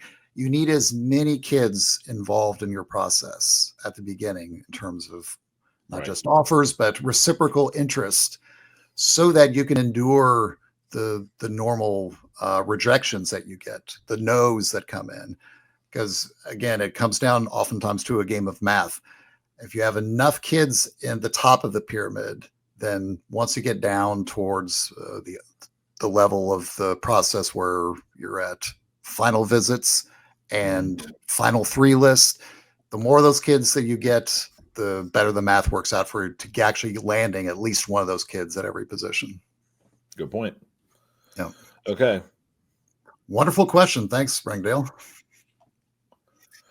Dr. R sends us another one. We've been seeing a lot of publications. New York Times are posting a list of their top films so far of the century. If you had to pick the best 10 films since the year 2000, what would be your list? Well, since I'm pretty much into juvenile comedies, war movies, and historical thrillers, it's going to and some sports movies. Our lists look the same. Sci-fi. We have some similarities. I think anyone that knows us knows why Death of Stalin is obvious, and knows that why that one's an obvious one for us. Yeah, I mean, we'll explain some of these to fans because these movies might not be familiar to everybody. But Bob and I have our own top 10 list here, and for those listening in, we can sort of go through at least a segment of some of these, but we'll be posting this list, in the show notes. So yeah, go ahead. Yeah, go ahead. Go ahead. Yeah, because I guess I jumped the question I just asked you. What so Death of Stalin. I mean, anybody knows it's not really surprised by that, are they? No, I mean it's literally right up our alley in terms of if you had to guess a Moats Weemoth theater kind of movie. Stalin would be way at the top of our combined list.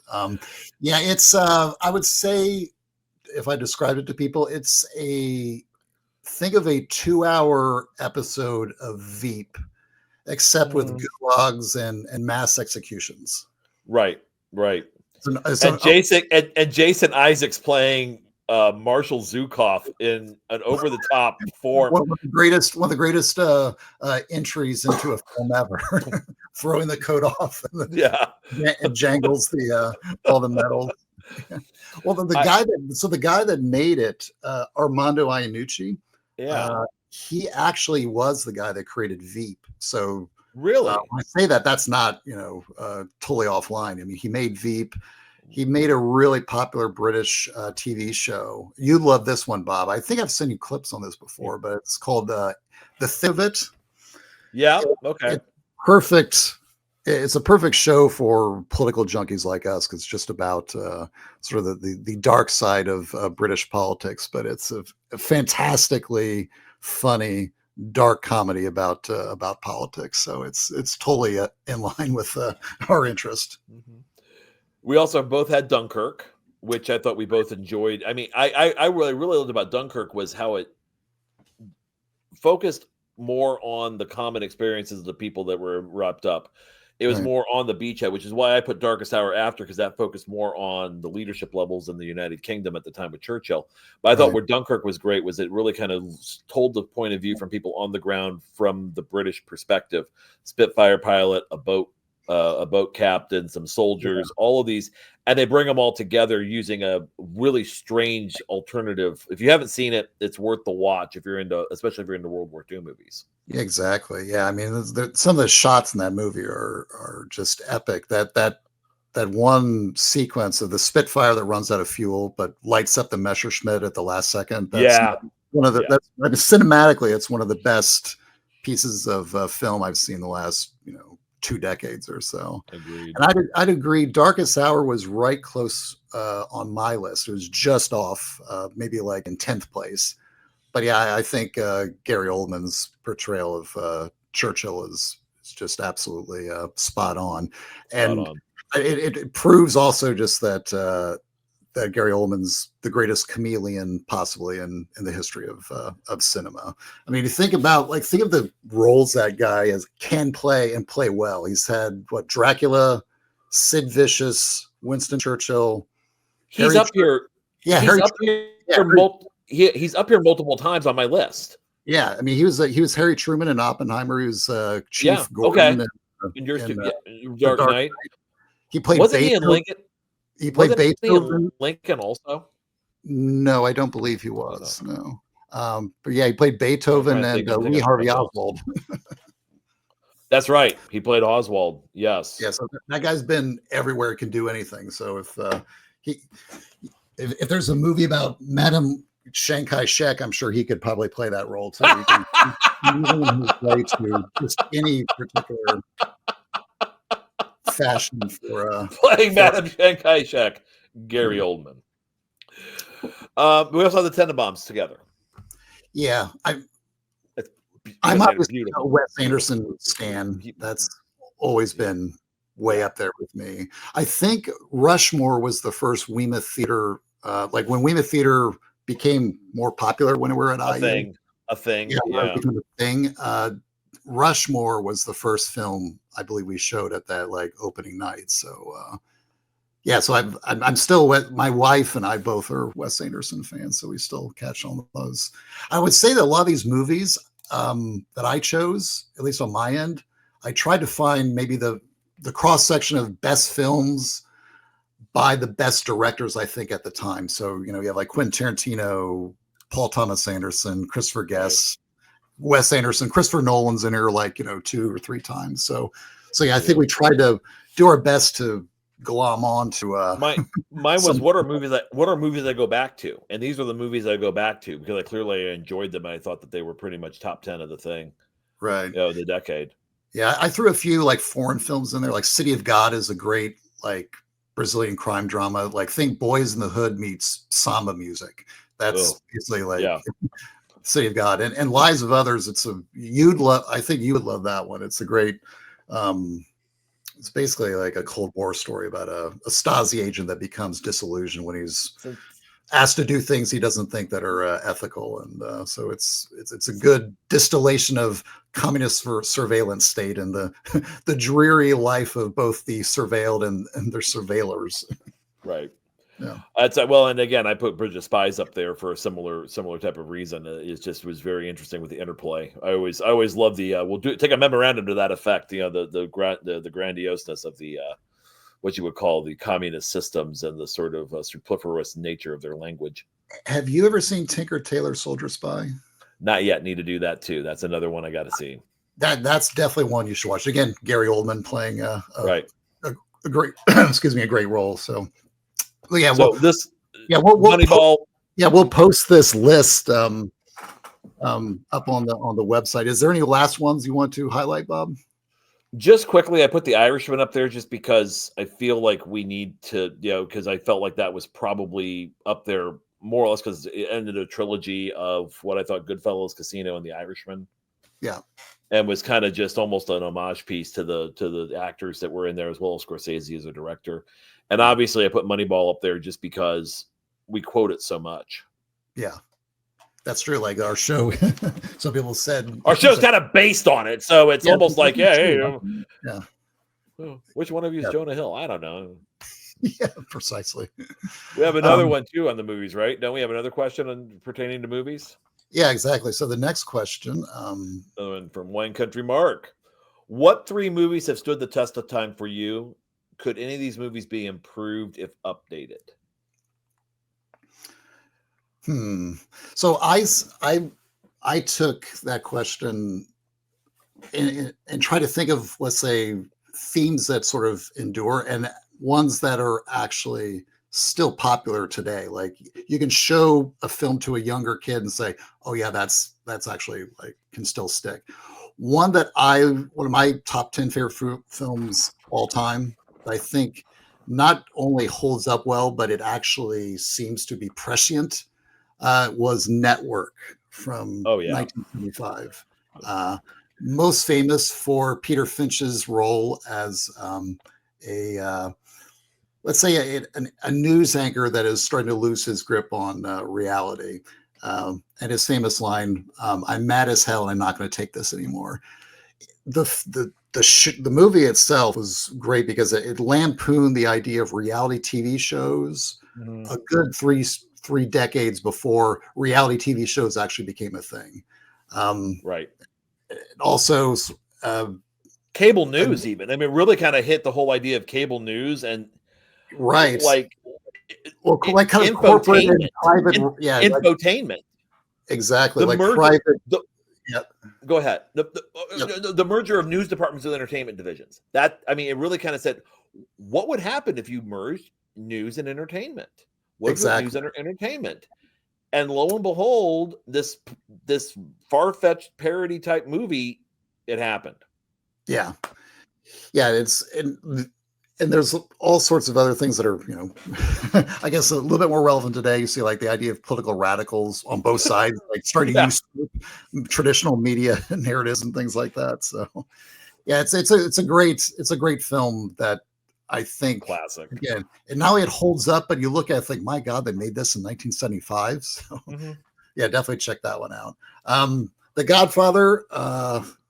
That's kind of an obvious one. I think to me, the films that stand the test of time are the ones that portray those, I guess you might say, like enduring qualities of human frailty that were often the basics of, let's say, Shakespeare. I think The Godfather, if you think about it, you could say it's almost several Shakespeare stories wrapped into one tight little cannoli. You think about it, like you have, like, let's say, family loyalty, betrayal, greed, corruption, honor, ambition, revenge, all that kind of stuff. So intergenerational strife.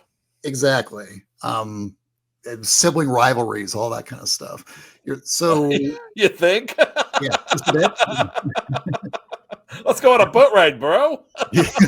I'm smart. Yeah. So it's like, so yeah, look at The Godfather. It's almost like King Lear meets Hamlet meets Macbeth, except it all takes place on Long Island. Right. And Vegas and Havana, if you want to put the second. Yeah, if you go to number two, number two obviously is just as good. What was your third? I Shawshank Redemption. It's not even one of my. I like the film. I think it's a good film. I just don't love it nearly as much as everyone else does, because I would say it's in my top 50, but other people consistently have it as their number one. When I ran corporate training sessions in my younger days, as an icebreaker, one of my questions I would typically ask is, please name your favorite all-time movie. And so many people would select Shawshank Redemption that I basically had to ask the question, name your favorite movie not named Shawshank Redemption. Because too many people. Yeah, I gotcha. And so you have 10 people in a session, and at least 5 of them had Shawshank Redemption. Princess Bride was the other one I had to start to kind of work my way around.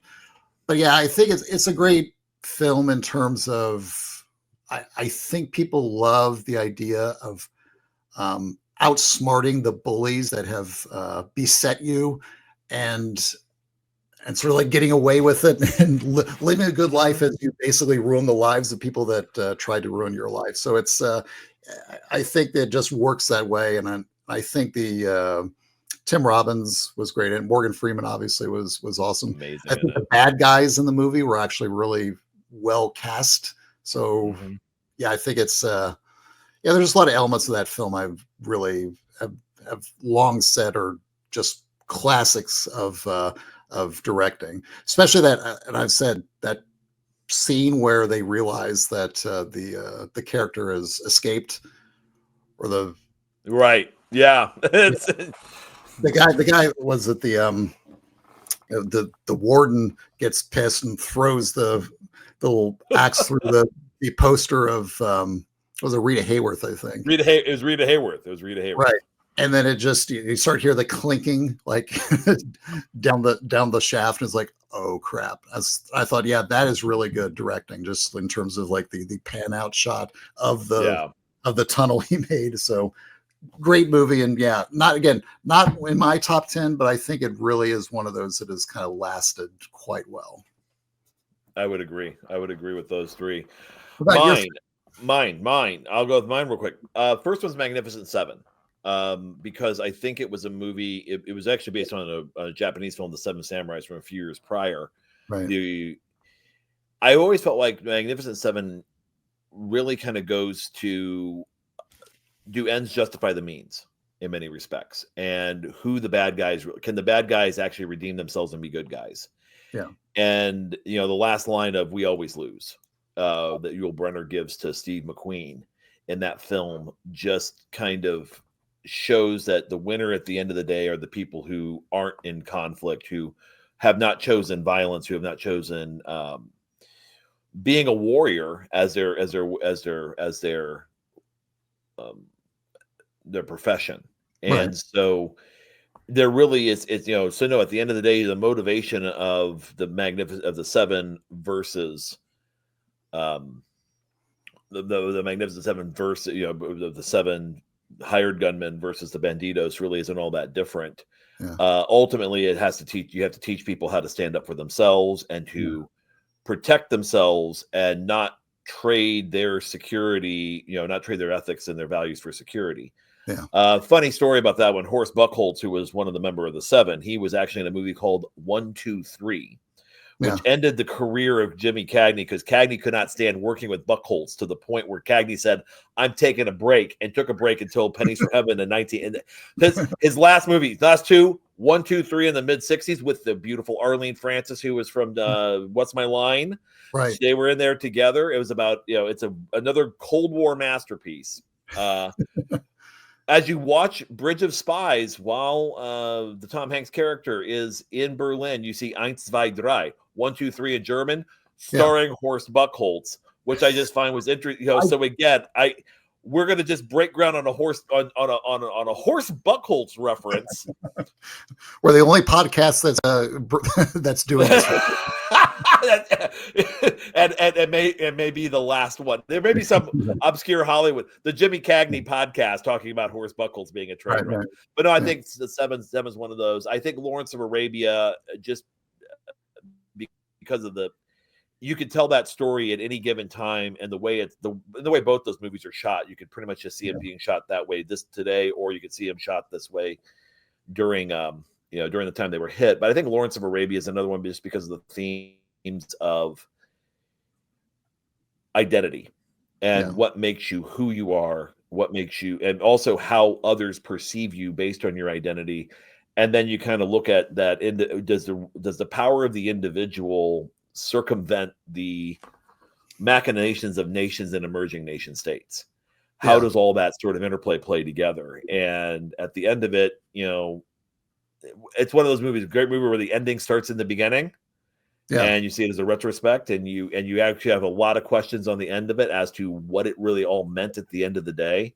Right. And is it really a story about Lawrence, or is it a story about the Arab Revolt, or is it a story about Allenby winning, winning the campaign? I mean, it's multiple stories at the same time. Yeah. So that's the third one. Go ahead. That's long been your number one favorite movie, right? It really has been. I mean, I think it's one of those. It's almost, I would almost call it the perfect film, other than the fact that it's also pulled us off without having a single role, a single moment of screen time with a woman in it. There was no actresses in the movie. It's all right. So it's almost like David Lean always tried to make a challenge. So I guess it was always the thing. Well, you didn't do a good job of portraying women in Bridge on the River Kwai. You only had it as the girlfriend of William Holden, and you didn't show women in Lawrence of Arabia. Can you do a love story, David? Oh yeah, I'm going to go do Dr. Zhivago. Yeah, that's all love story. Done. All right. So anybody want to question me? Spiegel and Lean going, anybody want to question us? We know what we're doing on these. So I think it's timeless because the themes there, I think, and I also think it's written in such a way that it actually can transcend eras. The third one may be a bit of a surprise for it. It's His Girl Friday. Yeah. Because again, you talk about a role that actually has a substantive role for women. I give you His Girl Friday, which it's a love story. In reality, what are they in love with? Are they in love with each other? Are they in love with each other's dysfunction in this newspaper? And sort of the madcap story of corrupt politics mixed with, as we were talking before with Network, is very similar to Network in that you have madcap politics with crazy journalism mixing all together, and who's right, who's wrong, who gives a damn? At the end of the day, Cary Grant gets the woman, and they have to go to Albany to cover a strike. And poor Ralph Bellamy puts on a train. The other thing I loved about His Girl Friday that makes it timeless is it's one of the first movies that really broke the fourth wall and really kind of just started. It went meta when he slaps on the desk and says, "Get back in there, you mock turtle." referencing his role in Alice in Wonderland a few years earlier, the black and white version of that film. Or my personal favorite is he's talking about, oh, he looks like that Ralph Bellamy sort of fellow. Yeah. Well, it's Ralph Bellamy as the actor. Yeah. It's like, I mean, you kind of look at that as, yeah. And I guess the question, could any of those three movies be improved if updated? I can say definitively with two of them, Magnificent Seven and His Girl Friday. The answer was no. Anything that came after them, the remake of A Magnificent Seven, I wasn't really a fan of. Some others could argue that point. But in particular, His Girl Friday, which was a play called The Front Page, they made two remakes after. One was The Front Page that had Mathau and Lemon in the roles, because the original Broadway play had the two guys as men, whereas the His Girl Friday was actually a male reporter being played by a female with a romantic lead. Carol Burnett, it was such a bad movie. Carol Burnett actually was on a plane when she saw it was the in-flight movie, back when they did in-flight movies. She got up in the cabin and apologized for what they were about to see. Awesome. So the 1970s version of it didn't work. And then the one called Switching Channels, which I believe was Burt Reynolds' film. All right. Really, yeah. They did several iterations of that same theme. You're right.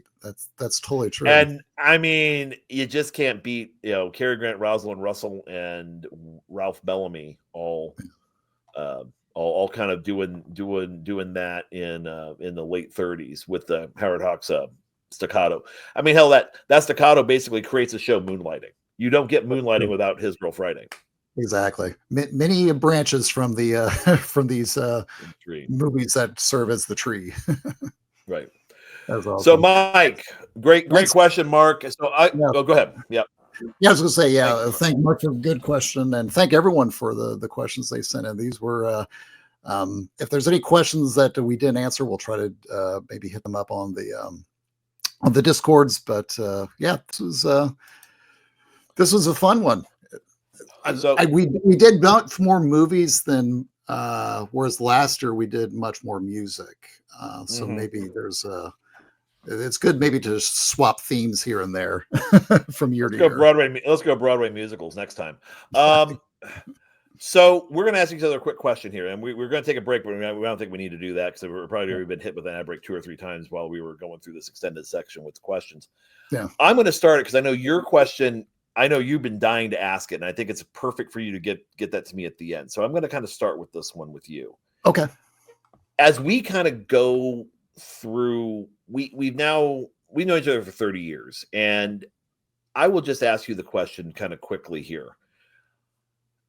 Did the technological innovations when we were first getting started with our, in college, did you expect it to turn out the way that it did with us doing this now in particular?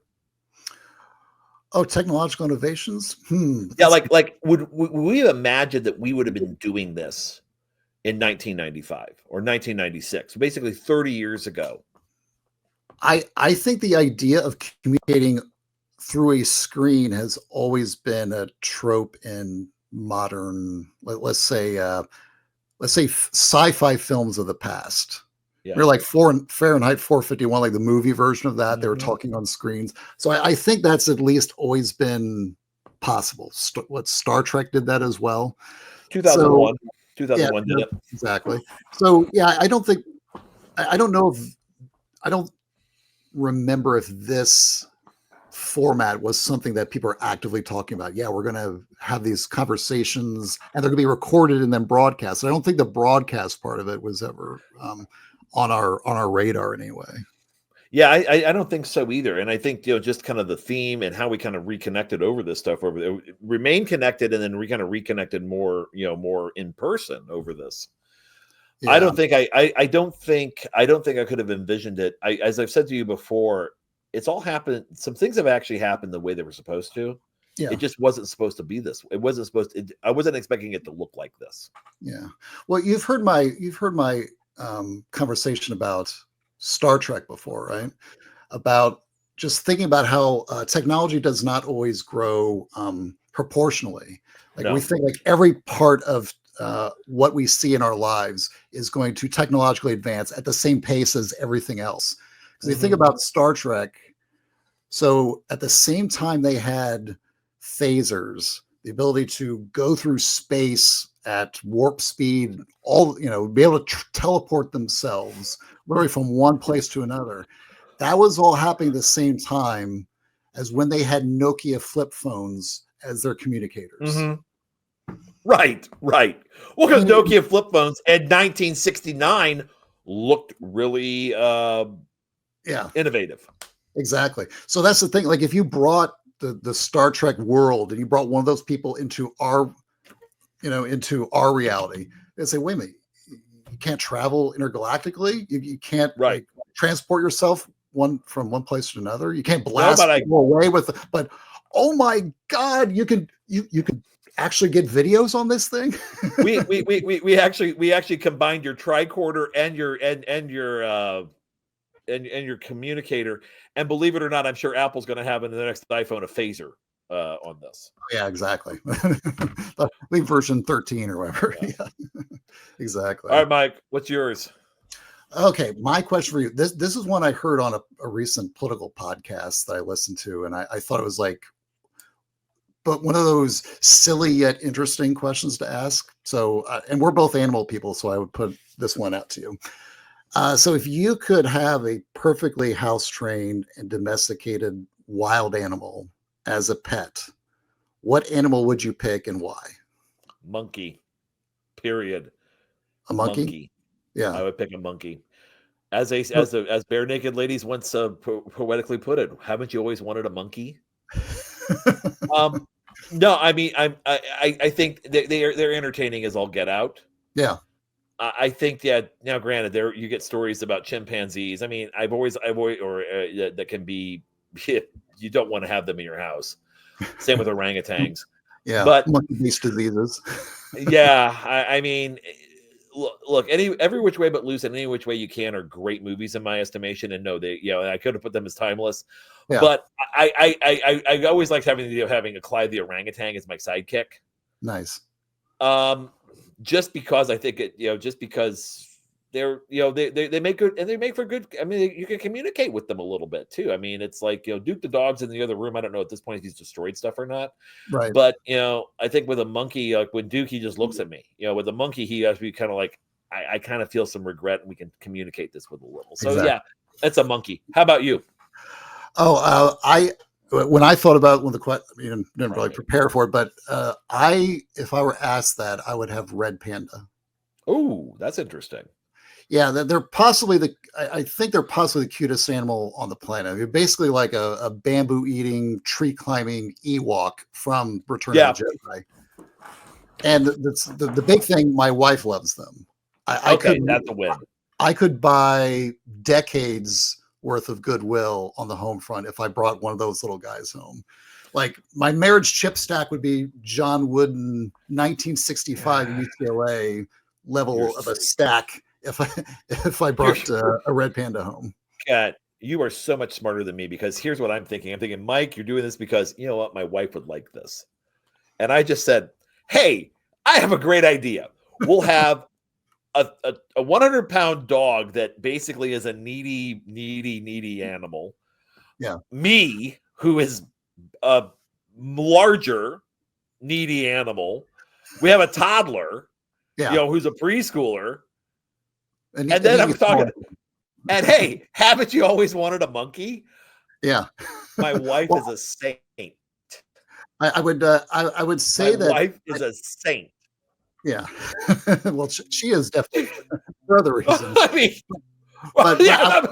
that should give you an idea what we're talking about here. I mean, yeah, you win. I definitely you win. Yeah, I get where you come from. I will say that I have at least some degree of self-interest in this.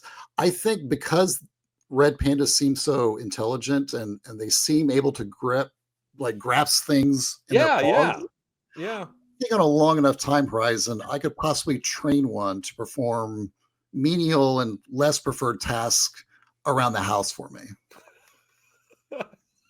So I'm getting a monkey. Have you heard of a monkey butler? I mean, what did you want? One of those? Yes, I've heard of little tuxedo, little bow tie. I would not need a full butler. I would settle for a porter, like a porter. Porter's nice. Porter's good. dressing up in a suit.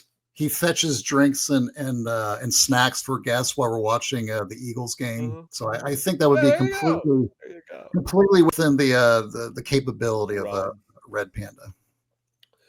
So, all right. Well, this has been fun. This has been a blast. We'll do this again. Yeah. So real quick, want to say big thank you to Bob Thompson for the music and sound of the show, and John Ringer, Ring Design, for the ringdesign.com look and feel of the show, and Million McDermott for cleaning this up and hopefully find a way to take off a few seconds here and there. So we can. Exactly. Looking forward, episode 36. One fleeting moment. We'll sit down with network pal Scott Caulfield, aka Cast of Crimson Cast Pod, to discuss the question: why are Big Ten teams not performing up to snuff in the NCAA tournament? So much so that they appear to be mere extras during the annual playing of One Shining Moment video montage. So comic foils, villains, keep going. Well, so yeah, Scott will come by and we should have a good time with him. This is his pod idea, and I thought it was actually a really good one. Yeah. So we'll probably shoot that first week in August, and we'll have it out just a few days after that. So look for around August 8th, somewhere thereabouts, when we'll put that one down. So look forward to that one. So until then, this Endless Conversation was brought to you by the Back Home Network. Be sure to check out all the great BHN content, including Assembly Call, Doing the Work, The Dribble Drive, Crimson Cast, and our two latest titles, Sideline Stories and Football Weather, on YouTube and backhomenetwork.com. So until next time, I'm Mike Weemuth. And I'm Bob Moats. Take care, everybody.